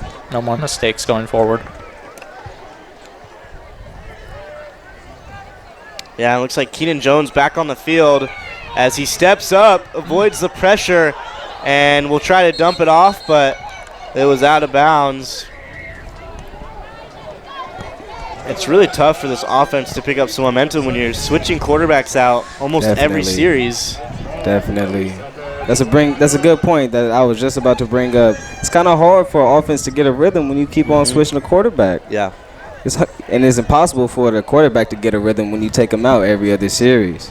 You kind of just got to let him play. Yep, and that's a lot of pressure knowing that, you know, this series could be your last and you got to make all your plays or else you might have that short leash. That's right. So here's Jones, 5 wide once again. Rodriguez has started to love this package this quarter, and that one is underthrown. Bryant will make the catch, but only pick up a couple yards. Seems like these pass rushers for Vacaville has really stunned these quarterbacks to where they're getting that ball out quick. They are. Sometimes they don't have a great grip on it. We've seen some wobblers, some ducks. Haven't seen a lot of real 7-yard dropbacks and some strong throws. And here's again a screen. It's batted down. So that'll bring up 4th and 7. I'm not 100% sure about that play call right there because the Bulldogs were only rushing 3. They were obviously dropping the other 8 players into coverage. So I don't really know about a screen call right there. I don't think that's going to work.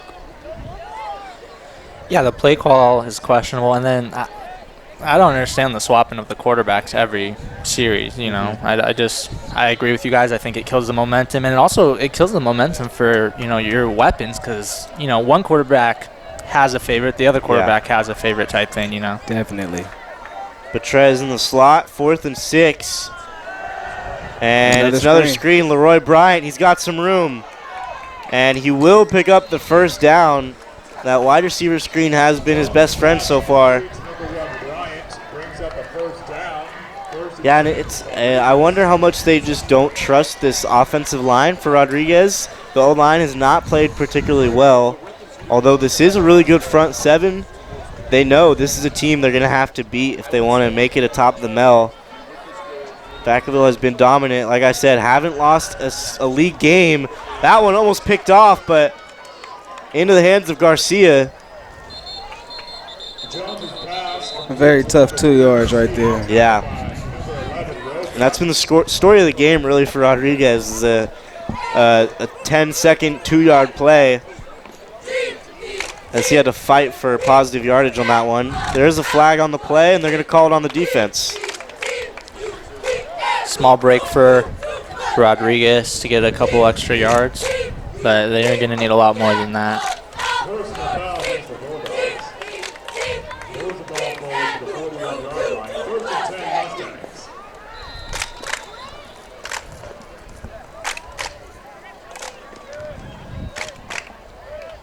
Once again, they're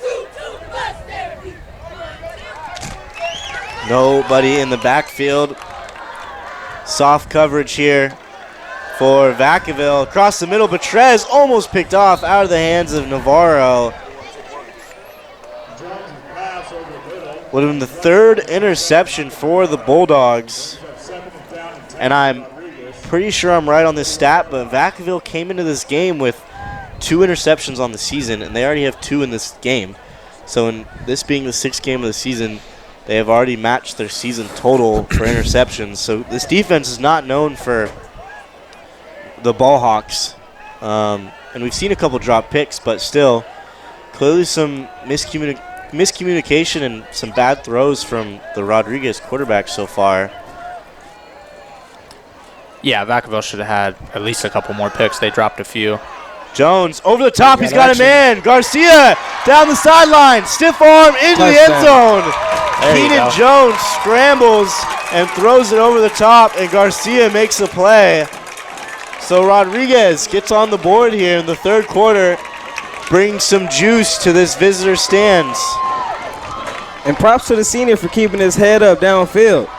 A lot of quarterbacks get out that pocket and don't know what to do. Their head is down. Yeah. He kept his head up the entire time, was able to see number 3 seeking out. Boom, 6 for 41. Yeah, Keenan Jones has done a great job this game of avoiding that pressure, whether he's stepping up in the pocket or rolling out to his right. He's giving his team a chance, even though his offensive line has been collapsing and that pressure is getting to him. Clearly right there, able to make a play for his team. And they are going to elect for the 2-point conversion, as they can get if they get 2-point conversions on all these touchdowns, they would be an opportunity to tie this one up. I formation. Yeah. And it's a handoff. Damani Nelson not going anywhere. I'm not sure why they're running the ball when they haven't been able to run the ball all night.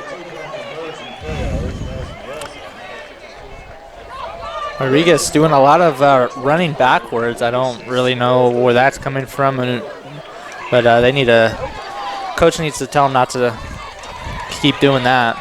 That's something I would think you'd learn in Pee Wee. Hey, I didn't play football like that, but the number 1 rule my dad told me, never run backwards. You're right football. about that. Never run backwards. It's almost a cardinal sin. Do not run backwards.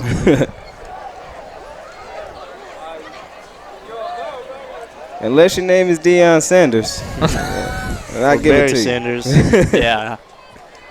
One of those Sanders boys. I was going to say, you got the last name Sanders, I think you probably get a free pass. But everybody else, just run forward, please. Running back, wide receiver, tight end, just run forward. So Malik Dawson will kick this one off. And actually, I did not know Malik Dawson has changed his number to 52 going into this one. We actually did not have a 52 on our roster, and we had him at 33. I was wondering where he was, but he did change his number heading into this year, and we were unaware of that.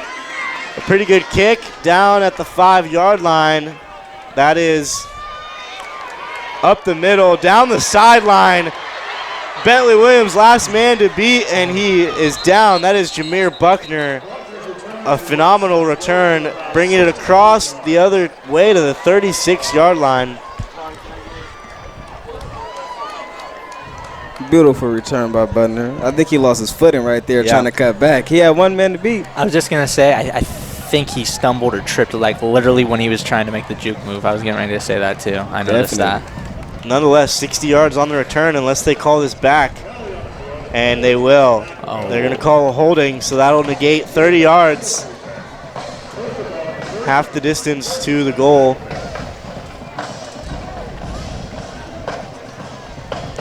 Rodriguez catching a lot of breaks. They're going to have to start capitalizing on them. Yeah. Yeah, Vacaville's been giving them some free penalty yards throughout the game. They just, like you said, they haven't been able to capitalize, unfortunately. Yeah, missing that 2-point conversion might come back to bite them because they're going to have to hit on some other 2-point conversions. And if they went for the PAT, they would have made it a 4-score game and had an opportunity for a field goal to tie it if they were to stop them here. But here's Diosdado, and he's met by 4 or 5 Mustangs that finally bring him down, but not before he picks up about 4 yards on that one. I think this pound game is definitely starting to wear down this Rodriguez defense. They're starting to get 4 or 5 every single play. Receiver coming inside a little bit. So you can get some action. Some press again. Looking to his right, down the sideline. Oh, almost a really good ball right there from Barkley, but Jeremiah Hill with really good coverage on Menekue. Massimo Menekue right there on with the target. So now 3rd and 5.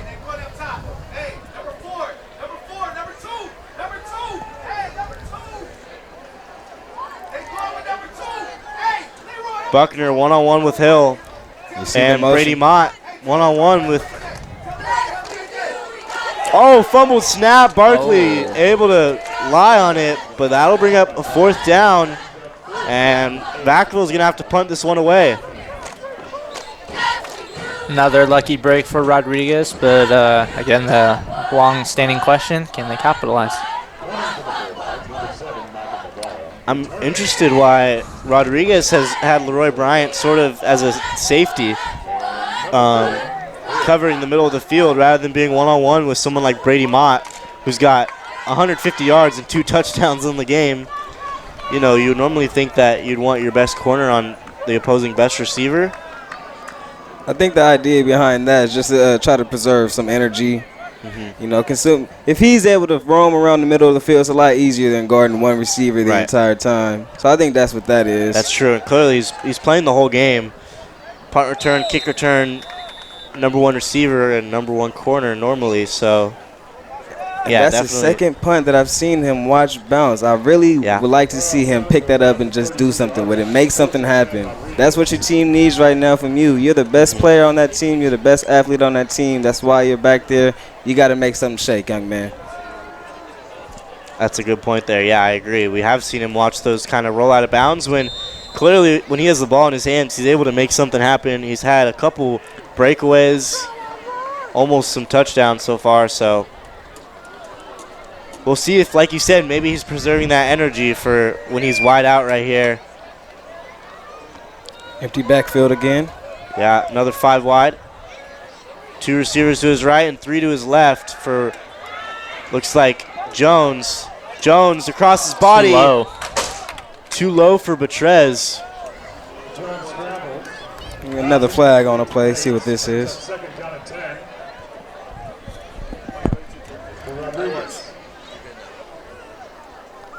Yeah, Jones is getting away from the pressure he's getting, and he's scrambling pretty well, but those passes are just either overthrown or just too short. I think he might have been over the line of scrimmage when he released this ball right here. See what the call is. Yeah, you're right. Takes it back 5 yards. Brings up second down and 15 for the Mustangs. You ought to be out there reffing.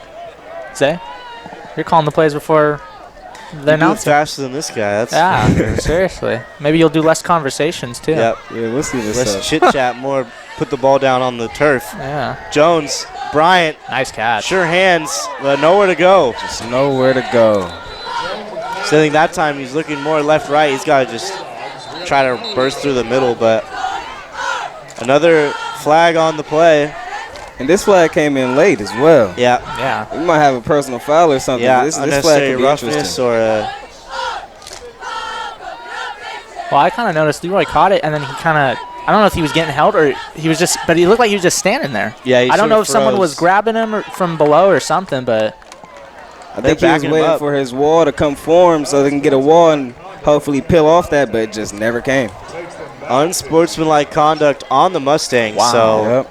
backing themselves up even more. This is a Yeah, I seen that late almost flag a come second out. and 30.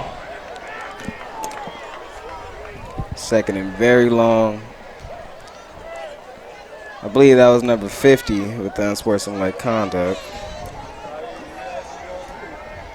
That'd be Mateo Arias.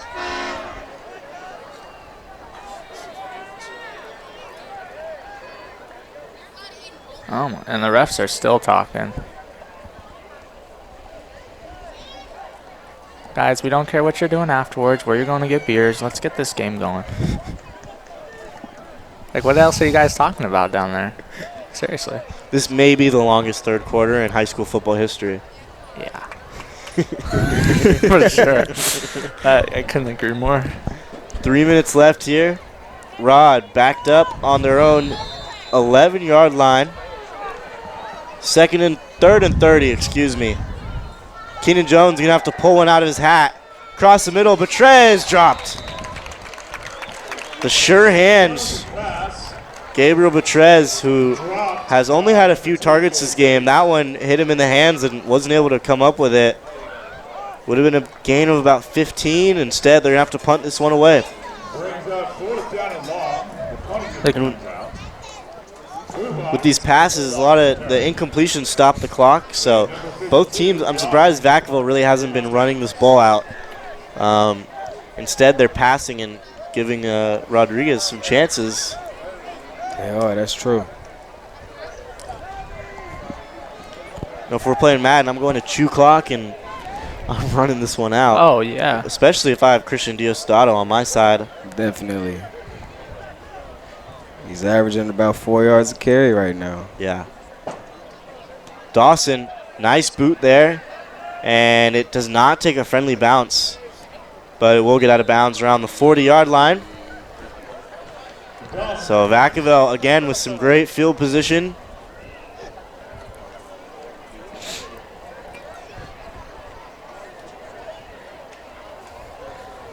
And like you said, I'm really expecting the Bulldogs to. They have a pretty nice lead right now. You just gotta run some time off.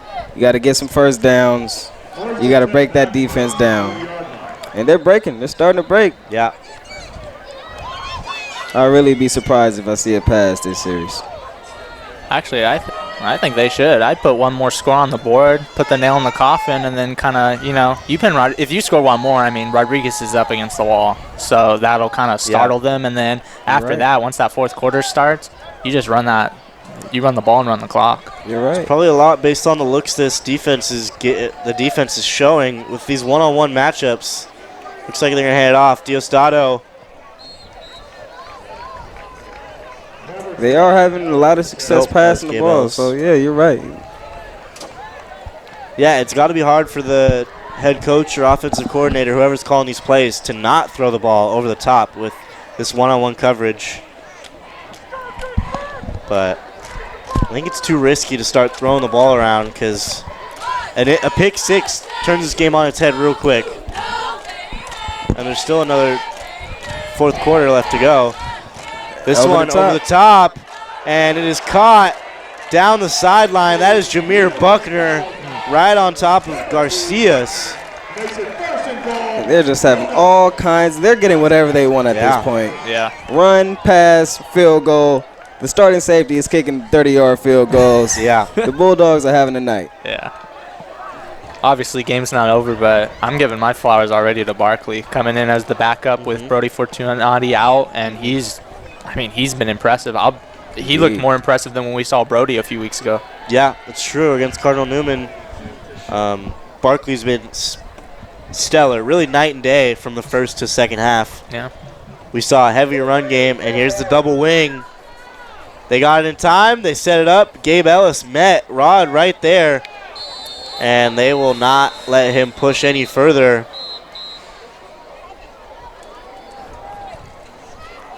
Ellis carries to the left side. So it does not look like they gain any yards. He got back to the line of scrimmage. So 2nd and goal from the 4-yard line. They're going to run it again. Hand it off. Diosdado puts his head down. He's pushing, but they'll blow the whistle short. Right side gains a few more yards. He's right there. Brings up 3rd down and goal.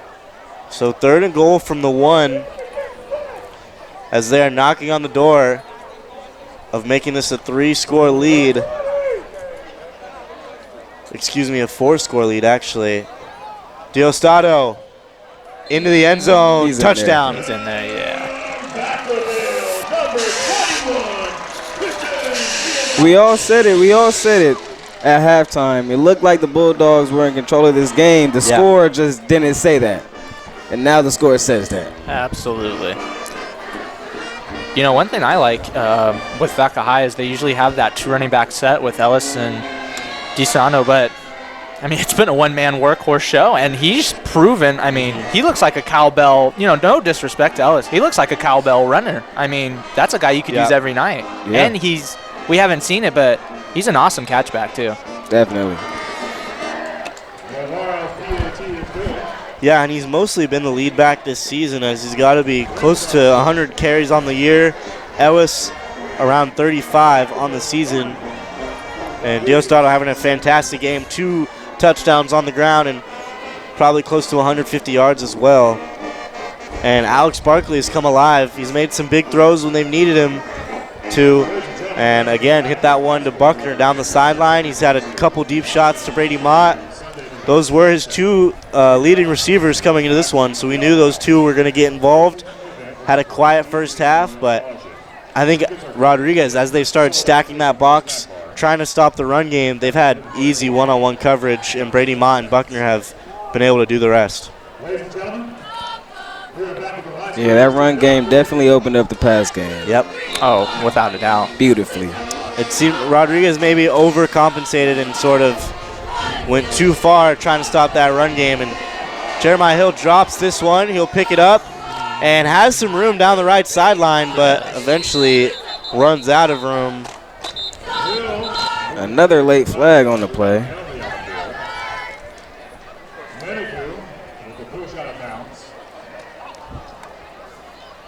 What's the record for flags in a quarter? It's a good question. I mean, obviously, high school football, and I mean, we can do NFL too, but I mean, I've counted at least close to 10 in this quarter alone. At least close to it. I think every drive averaged about 3 flags. Well, yeah, I was going to say, one of the plays, both refs threw them simultaneously. They flew right across from each other.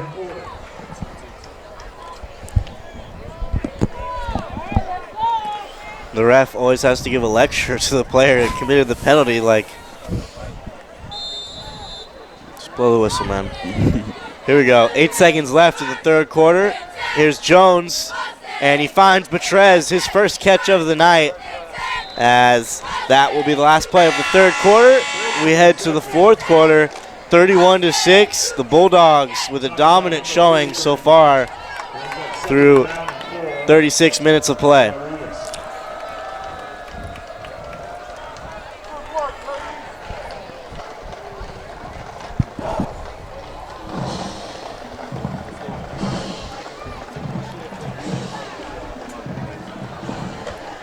So we're heading to the fourth quarter. What do you think Rodriguez needs to do this quarter to try to not necessarily come back and win, although they do have the chance to come back and win, but at least stack some good drives and build some momentum heading into their next performance?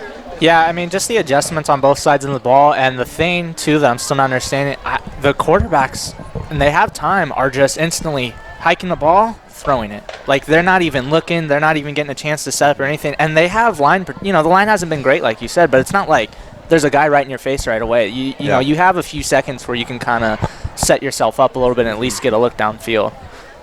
Although, Jones has been kind of scrambling away and hitting some, passes on the run. Thank you, Zay, for coming in and doing a great job on the broadcast. We will catch you next week.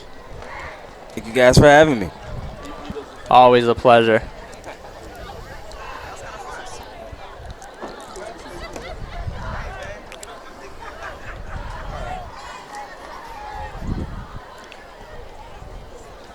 Five wide once again here for Keenan Jones, as it's a second and short. And yeah, as you said, it doesn't seem like Jones is really reading his progressions. He's sort of just seeing the first guy out there and throwing it. But again, some pressure, throwing across. This one, could have been caught. That was thrown to Kalen Highbaugh, their fourth receiver. I know they're losing, but that would have been an awesome highlight play. That was a nice on-the-run throw, and, just a little over. And, I don't put the fault on the receiver. It's kind of both the quarterback and the receiver's fault. It did touch his hands, but it was a little overthrown. So, unfortunately, that's not going to go for Rodriguez, and now they're third and fourth here. Third and four for Keenan Jones, and this 5 wide is this is the package they've been running basically the whole second half.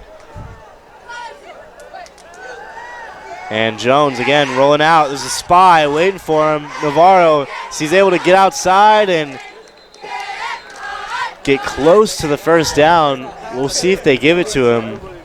I think they did. Yeah. He was well ahead of the chains.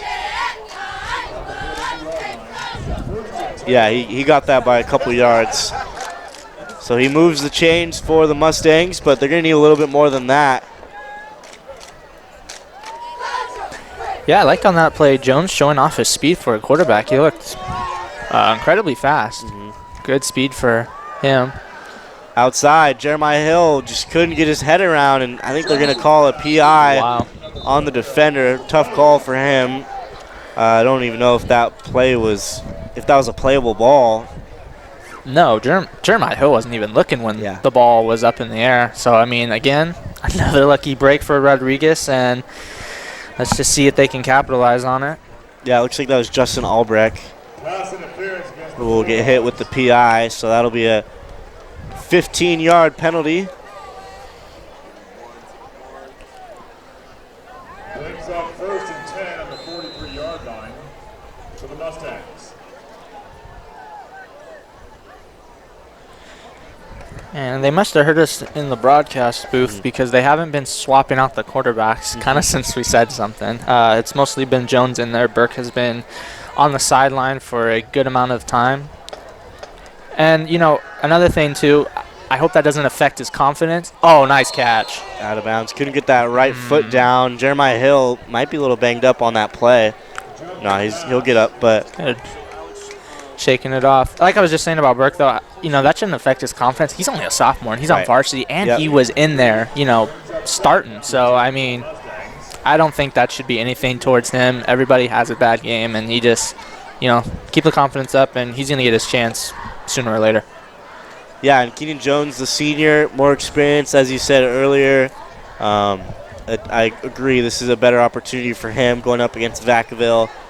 But, yeah, Burke just didn't have it going early, and Miles King wanted to make the move. And Keenan Jones has played pretty well, all in all. He's made some plays, almost enough plays to give his team the chance to win. This one, deep ball, Leroy Bryant, he's got it. Nice. Nice concentration. Yes, great concentration and almost boxed out the defender that time. That was, that was Jeffrey Holden, who really has had his number so far. He has 2 interceptions on the game, but Holden sort of slow getting off the field here. Yeah, looks like he's potentially holding ribs. Looks like his right hand or maybe his ribs. Yeah, something. I think they're going to call a timeout.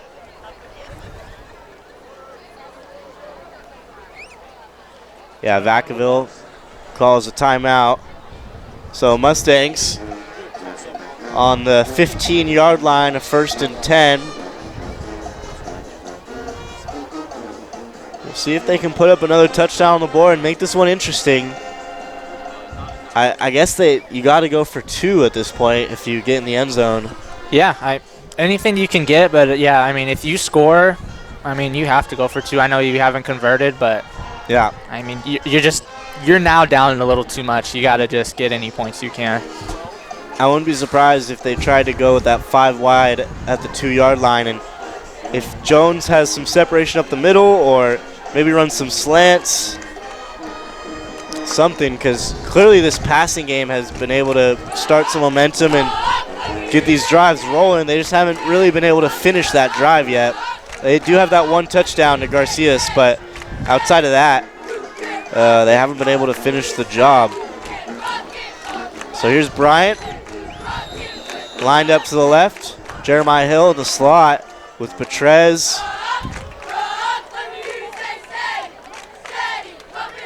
Kalen Highbaugh. Here's Jones, and they're going backwards to Leroy Bryant. He will spin move and get out of bounds, picking up a yard.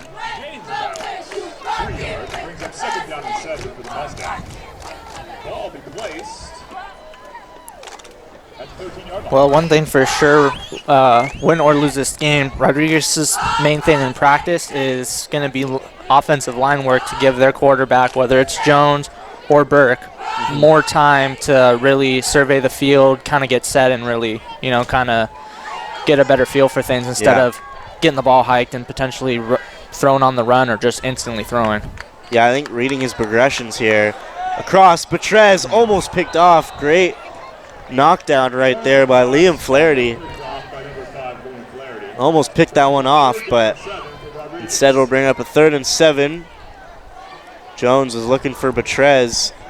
Would have been his 6th touchdown on the year if he was able to haul that one in. I think that time a little more finesse by Jones over the top instead of trying to throw that fastball up the middle of the seam. Yeah, and that time too, he was rushed because the pressure was coming. So that time it's like, okay, I understand you had to get rid of it, and that was good. But, the other times, take a little – if you have that time, obviously, take that time and do it. But, the last play showed he might not have all the time that we think he has back there.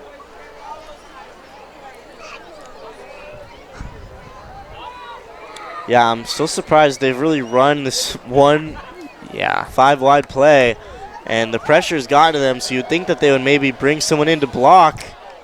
And a flag on the play.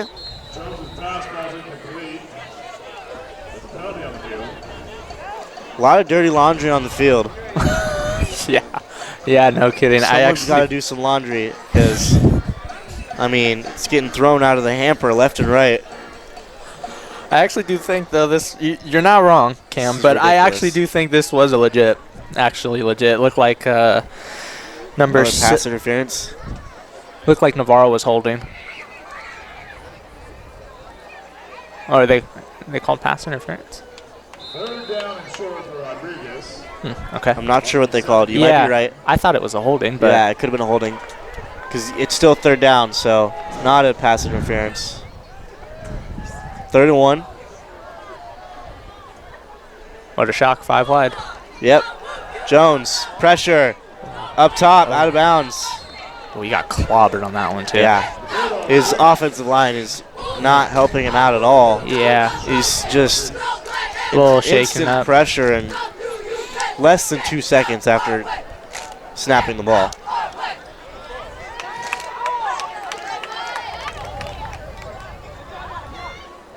Yeah, and even if you have a mobile quarterback, which is always a plus nowadays because they can scramble away from the pressure, you still you can't have no offensive line in place. You got to have something intact. Yeah. Unfortunately, Rodriguez's line hasn't been holding up the greatest. So, you can't really fault the quarterback too much, right. But, this is a team sport. Everybody has to take a blame in some way or another. Here's the ISO. So they got 2 running backs in the backfield. It looks like they're going to try to run this one up the gut unless it's a play action. And it is. It's a boot. And they had a walk-in touchdown, but just another flag on the play.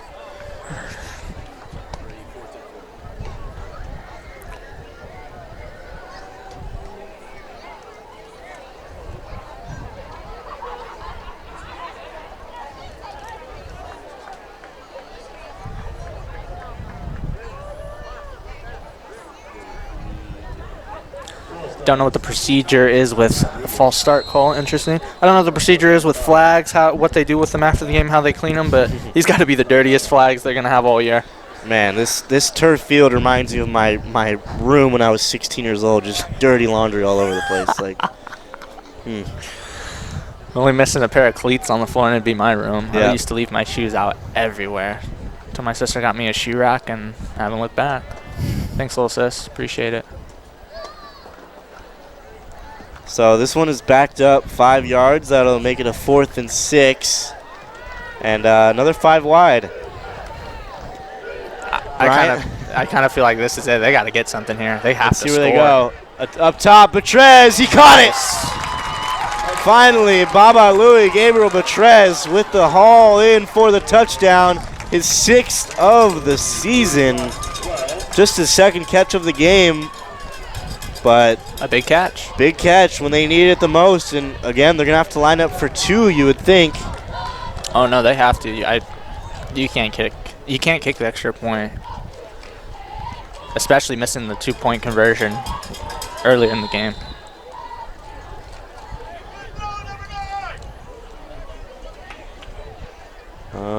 Looks like they're setting up for a kick. That's a little questionable. So this would make it a 13-31 game, which would make it an 18-point game.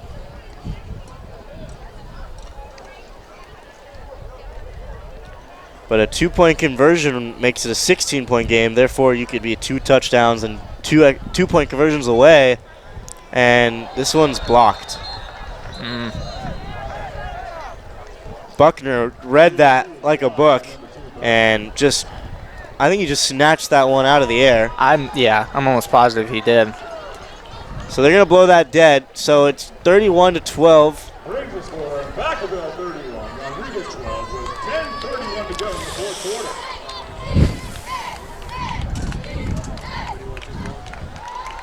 So the Mustangs will now get ready to kick off to the Bulldogs with 10:31 left here in the fourth quarter. The Mustangs are down by 19, so a 3-score game. Yeah, just unfortunately kind of started showing life a little too late. If we would have maybe seen this in the first half, this could potentially be a different game momentum-wise. But Rodriguez just scored kind of too late, 10 minutes and 31. They got to play lockdown, tough D, and just hope for something, whether it's a pick, fumble, anything they can get.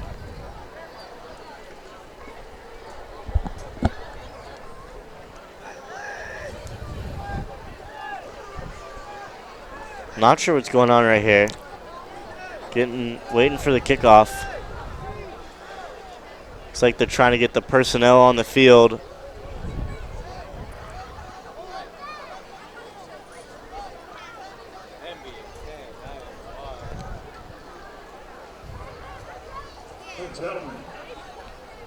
Owen Whitted coming in to kick off, and Malik Dawson coming off the field.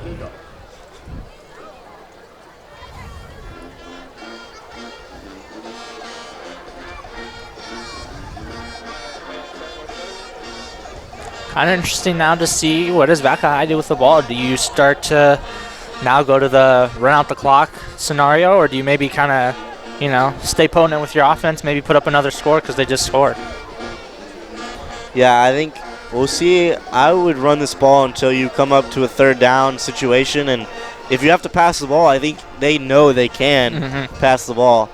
I would just try to run this one out and not try to take the chance of a tip pass, something tipped at the line. And they're going to onside kick this. And I don't think it went far enough. So Miles King trying to call up some magic here, but I don't think he went far enough. And a Mustang tried to corral it.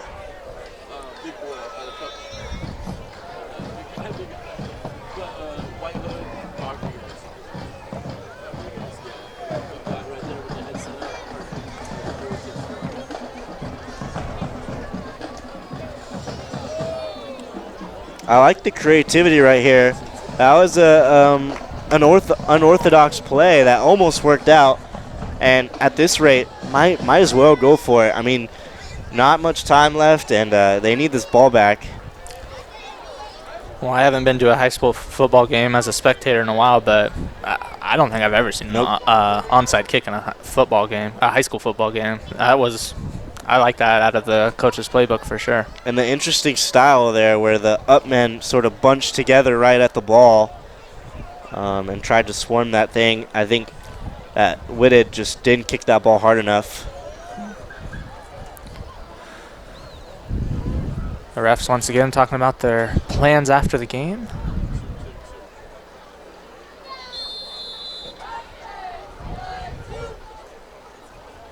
We've seen this motion a couple times. Tight end and receiver.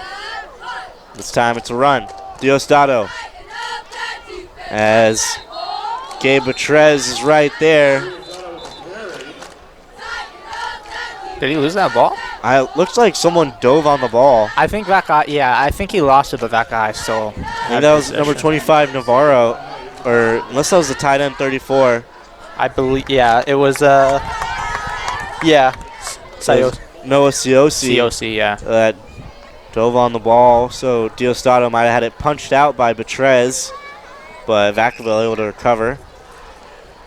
Pickup of 2 yards on that play, so now 2nd and 8. Probably going to run this one more time at least.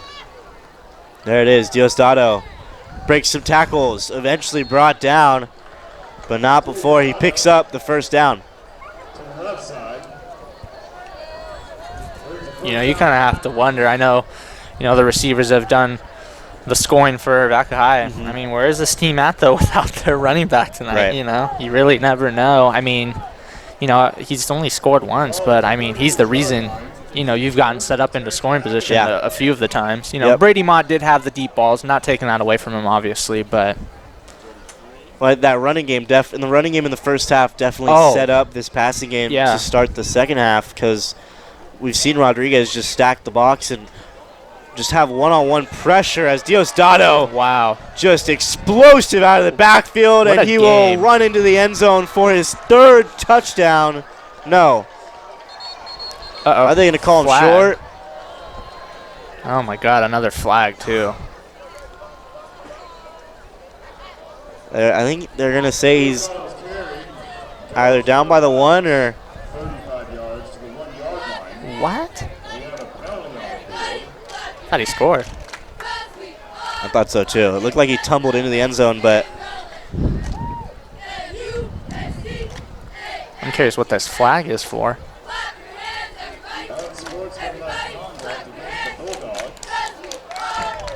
They're going to call this back an unsportsmanlike conduct penalty.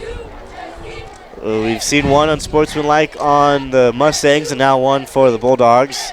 And that will erase Diostado's big run. Would have been his 3rd touchdown of the game.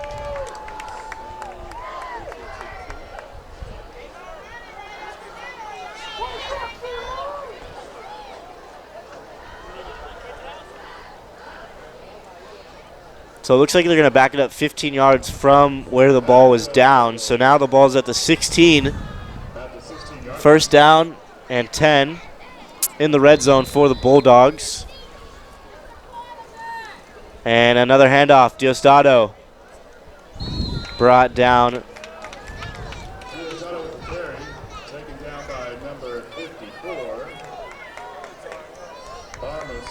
Caleb Armosino with the tackle, number 54. And Kayshawn Gresham, both of them in on that tackle. Brings up 2nd down and 9 for Vacaville. You know, one thing about the game that really changed over the course from the start to finish, the weather. Yeah. We started off kind of hot even when we were setting up, and now it's like, I'm not going to lie, I'm a little cold. Yeah, it's a nice cool breeze. It's nice, though. It's like a nice cold, you know. It's not like where I'm freezing, you know, shivering. It's a really nice kind of breezy night. And there he goes, fighting for more yards. You know, even score like this, he's still fighting for those yards, and they're up and have, you know, I would say a comfortable lead going forward. But I mean, you know, he's still showing fight. That's good to see from a player in general. I like that a lot. Yeah, it's definitely a good sign for a lead back. Not looking at the scoreboard, just tap his helmet and he's literally putting his head down and he'll running. be there. It looks like they're going to drop back, and Flaherty, who is an eligible receiver downfield, not able to haul that one in. Liam Flaherty, the linebacker, they brought him in on an offensive package, wasn't able to pick that one up, so looks like Navarro's going to come out for a chip shot field goal. He's already got 1 field goal on the day, looking for his 2nd. This one a 29-yarder, so this will be his season long if he is able to knock this one in. He had a 28-yarder and a 27-yarder this game. The 27-yarder this game. This one would be 29. And Navarro is good.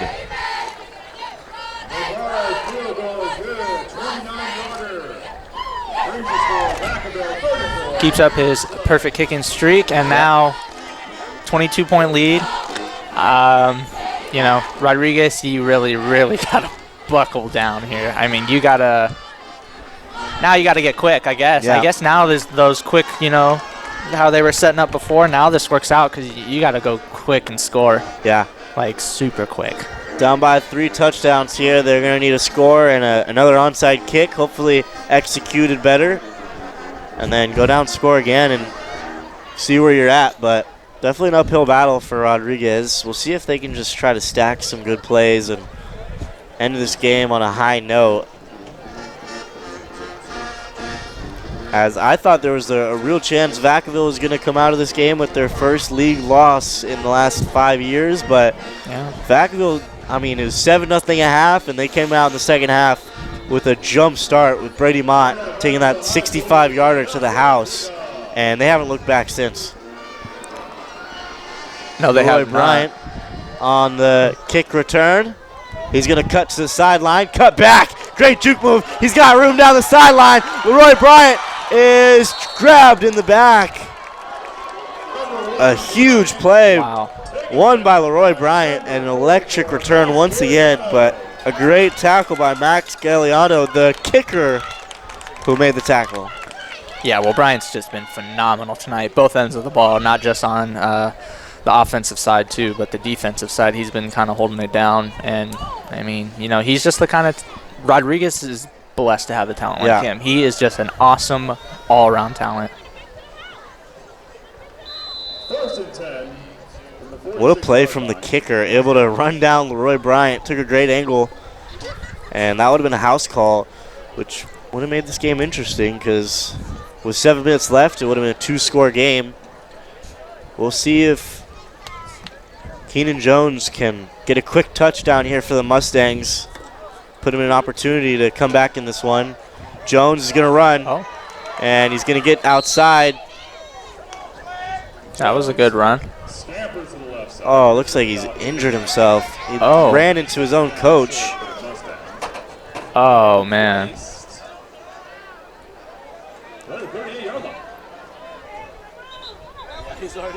I mean, it didn't look like when he was running, it didn't look like he was like going at full speed. It looked like he could have stopped himself a little bit or had some control, but. Yeah, I don't know if his neck, I think his neck might have whipped back as he had his head down and he ran into his own coach.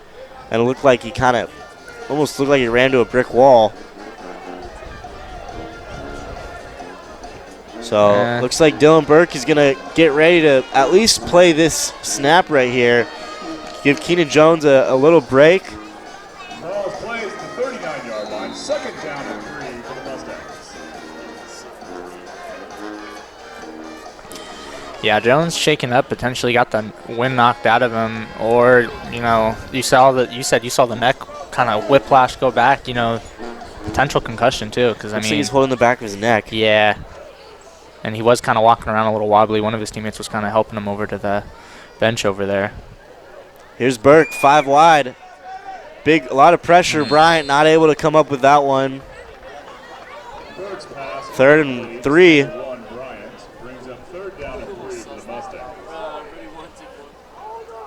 I think Burke's life flashed before his eyes when he saw those 2 linemen coming for him on both sides. Vacaville has some big bodies on the front of that D-line.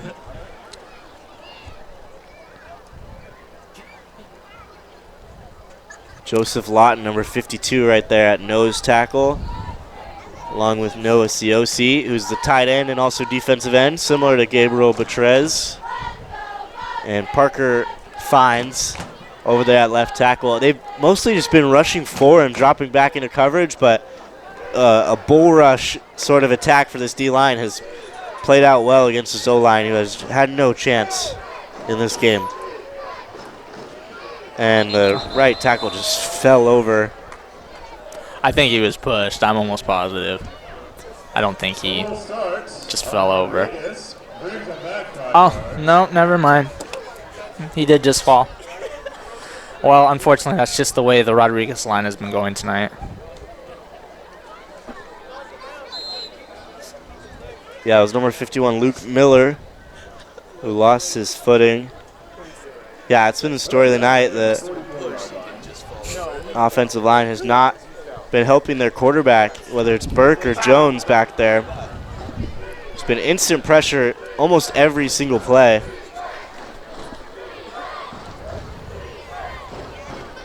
Little under 7 minutes left to go here in the 4th quarter. Burke is trying to step up in the pocket, and he will get sacked by 4 Bulldogs, and his helmet even came off. Yeah. That's probably the most time I've seen him have in the pocket, though, even though nothing came out of it, but.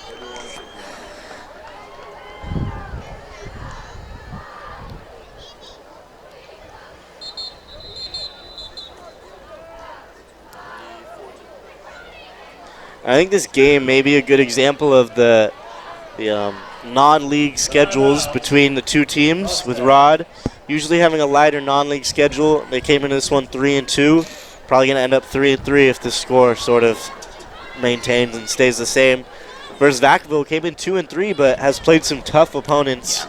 Has always played tough non-league games, and that has really just built them up for when they get into the MEL and just dominate other MEL teams. I was going to say that builds them their confidence, because they've always had a super tough schedule no matter what. And even the league games where the opponents don't seem maybe like as tough or the records don't show, those teams still, even though Vacaville wins or potentially loses, those teams still put up a fight. It's pretty rare, blowout game, unfortunately. Right. That's not one of those rarities, but there's time left and Rodriguez can always cut the score down. But yeah, Vacaville was looking to come back. They were 2-3. They're never below 500. Even they're usually a little bit more above 500. So they definitely came in hungry, especially after losing. I believe they were on a 2-game losing streak as well, so they're going to snap that as well. So yeah, this is going to be a good one for Vacaville if they can maintain the lead. Burke, some time in the pocket. Nice catch. Leroy Bryant right in front of the first down marker. So he picks it up on 4th down. Leroy Bryant with another big game so far, trying to do what he can to help his team come back in this one. Yeah, he's fighting for his life and the team's life, and he is doing his best. But unfortunately, it's just been kind of him, and one person cannot do it for you. Yeah, a little quiet night for Jeremiah Hill, who has got 22 catches, 256 yards, and 4 touchdowns on the season. I'm not sure he actually has a reception so far. He's played some good defense at corner. And here's another screen, this time outside to Garcias. And he gets to the sideline, cuts back, and will eventually get out of bounds, but not before he moves the chains. So a couple first downs here for Rodriguez. Clock is rolling, but still enough time if they can get in the end zone here within the next 40 seconds. They can get a couple stops, and you never know. Yeah, Rodriguez definitely has looked like a different team the last few possessions that we've seen. Unfortunately, potentially too little too late. Yep. If we would have saw this in the first half, again, potentially a different game, momentum-wise and score-wise. You never know. And a run. Burke, a little burst of speed as he picks up about 4 yards. So here's the 2nd and 6. Clock still rolling. About to hit the 5-minute mark. Kind of a small luxury for Rodriguez, though, having 2 quarterbacks, dual threat, can get away in the pocket. And, they're pretty fast and quick. It's just, I think you have to kind of eventually decide, I got to choose one or the other. You know, even though Burke is only a sophomore, maybe you start him off a little sooner than later, or you just let your senior kind of, you let Jones just play it out the rest of the year. Right.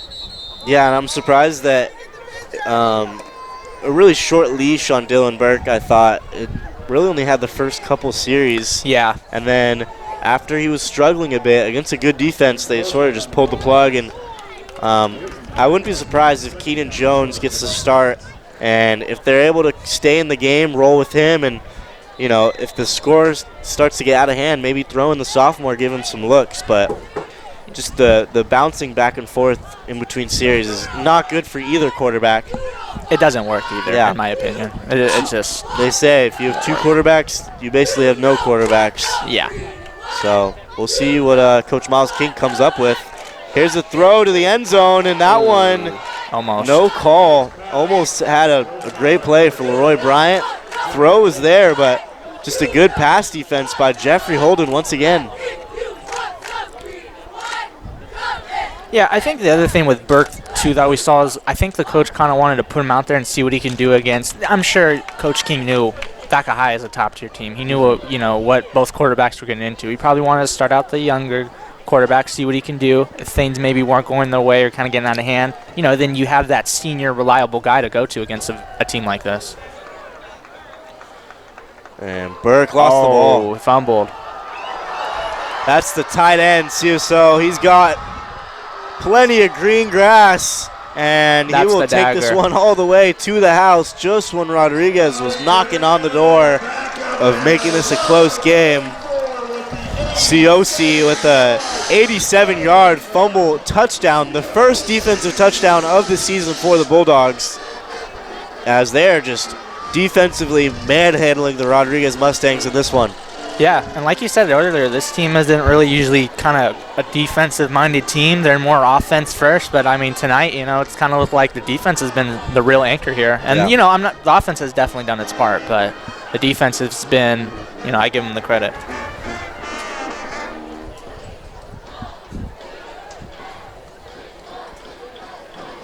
Navarro, and for the PAT, 3:50 left on the clock, and yeah, like you said, that'll do it. That'll be the dagger on this one.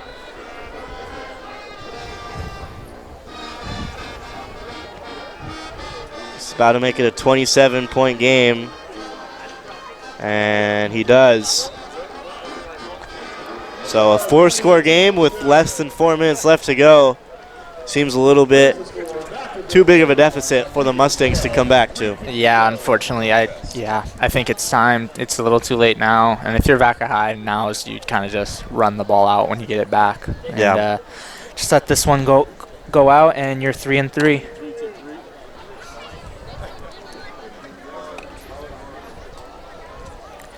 After this game, though, I'm kind of curious to see the direction Vaca High goes in. Like we said, kind of the slow start to the season.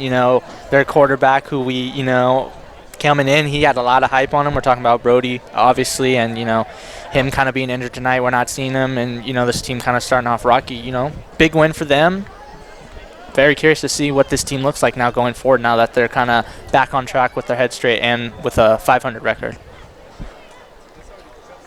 Yeah, and they had some tough opponents. Well, really, I think a lot of Mel fans are looking forward to this their Vanden matchup. Obviously, Vanden winning state last season. That is going to be the duel that Vacaville will need to get over if they want to come across as the top in the Mel. And they're also going to have to play Wood, Armio, Fairfield, but no, the Vanden matchup, like you said, that's going to be the key matchup for sure. That's going to be an exciting game for both schools in general. No matter where it's at, that atmosphere. They actually play Vanden next week at Vanden. So wow. That'll be Friday on the 7th. That's and then interesting. They have Fairfield here at home, and Armio at home, and Wood at home. So only one away game, and that's versus Vanden. The other 3 are going to be at home for Vacaville. So 4 of their 5 league games at home. Pretty good for the Bulldogs. Yeah, that Vanden game is going to be probably the toughest game of the season, not counting Mel's and playoffs, obviously, going forward if they get there. But, that Vanden game, the atmosphere, even though it's at Vanden, it's going to be off the charts.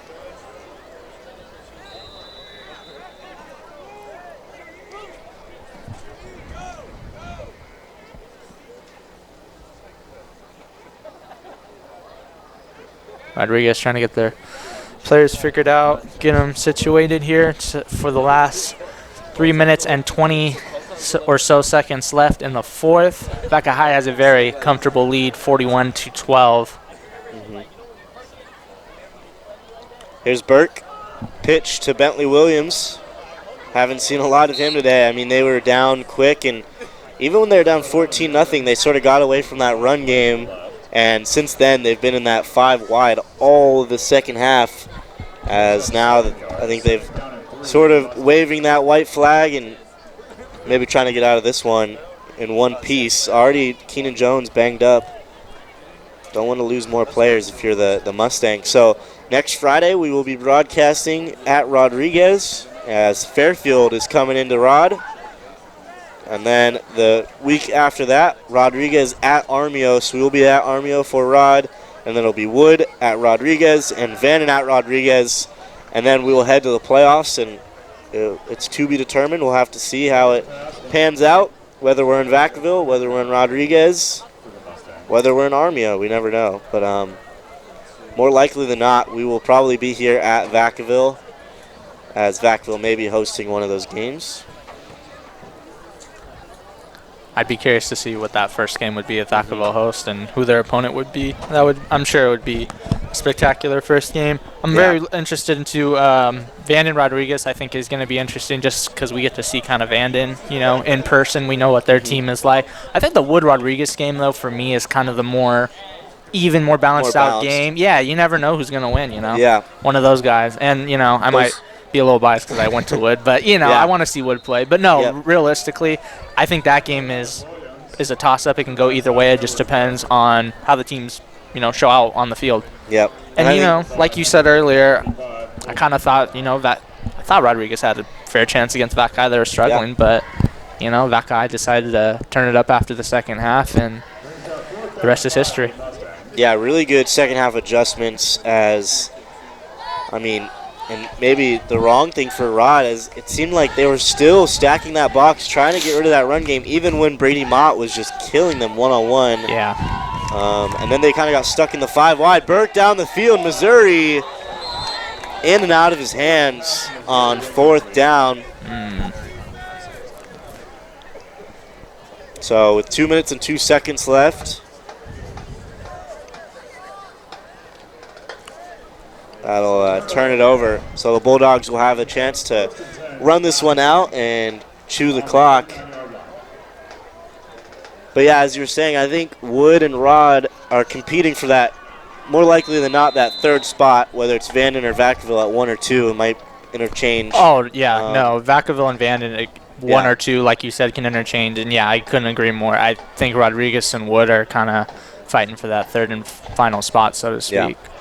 Who do you think is at the top of that list, though? Vacaville or Vanden? I don't know. I think Vanden recency has been very good, but Vacaville has always been very dominant in the MEL, in the regular season at least. Yeah. So we'll have to see. I mean, that Vacaville-Vanden game is going to be really the difference maker. Unless Vanden loses to Rod or Wood or even slips up against Army or Fairfield, that would be huge because I don't see Vacaville losing more than 1 league game this season. Yeah, and even before, I'd probably say now we're in 2022. 6 years ago, Vacaville still had the upper hand on Vanden by a little. They weren't blowing them out of the water, but, Vacaville was taking a lot of those matchups. But like you said, recently in the last couple of years, Vanden's kind of, potentially taking that number 1 spot, winning state last year, and another flag with 1:13 left. Yeah, and last year we called a legendary playoff game. Vacaville played Elk Grove here, and Elk Grove ran 1 formation the whole game, put up 52 points, and won 52-50 in a fog game, which was absolutely absurd. Oh, man. Starting the second half, the field was covered with fog. It was almost impossible to watch anything. That game was up on Greg Poff's YouTube channel, and that was pretty spectacular as they combined to score 102 points, and it was bizarre to see Elk Grove run 1 formation. They had a few variations out of that formation, but just 1 formation and really just running the ball play after play after play and it working out. Able to score 52 points off of that, and I believe that was all on the offense. No defensive touchdowns or anything. So. And you said Vacaville scored 50 in that game? Yeah. So they combined for 102 points while playing on the fog? Yep. Wow, I want to say that's very impressive. It was something out of a movie. It was pretty insane. I mean, I would compare that to a snow game in the NFL, right? Exactly. I mean, is that the closest thing? I wasn't there for that, obviously, but that's what I'm looking at. California version of our snow game. We don't get snow around here. I wish we did. I do. I like the cold. I do too. So Neil, and that'll do it. Vacaville takes this one sure-handedly as Rodriguez comes up short, 41-12. Vacaville showing they are still the top dogs here in the MEL. Any final words, Blake? First half of the game seemed like it was really neck and neck. Vacaville, though, just came out in the second half and exploded. And I'm going to give my, kind of player of the game, I guess. Quarterback Barkley coming in for the injury to Brody. And like I said, he looked better than when we saw Brody a few weeks ago. It looked good. I agree. Alex Barkley showed out here in the second half. Came out throwing quick to Brady Mott. Rodriguez was stacking that box and left Brady Mott one-on-one. And Mott, with 2 huge touchdowns, a couple home run balls, made the difference and got them out in front and back. Thank you, everybody, for watching on the Solano College Sports Network. We will catch you next time.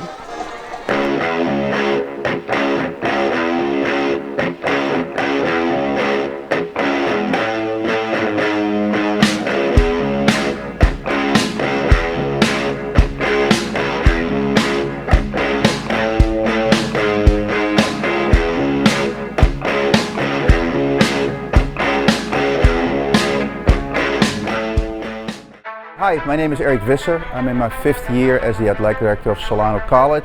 To experience community college and its mission has been an outstanding experience. Solano College has a very rich tradition in intercollegiate athletics dating back to 1947. I'm very proud to communicate that rich tradition is still being continued with fine young men and women that represent Solano College on and off the court. In the fall we have the volleyball program. We have a very successful women's soccer program. We have both men's and women's basketball. And then we transition to 4 programs: baseball, of softball, men's women's tennis, and men's and women's swimming. It is our mission to excel our programs and our student athletes in academics. All of our student athletes are committed to give back to the community. And we would invite you to be a part of Solano College Athletics by visiting our website www.solanoathletics.com, and you'll feel a warm welcome at Solano.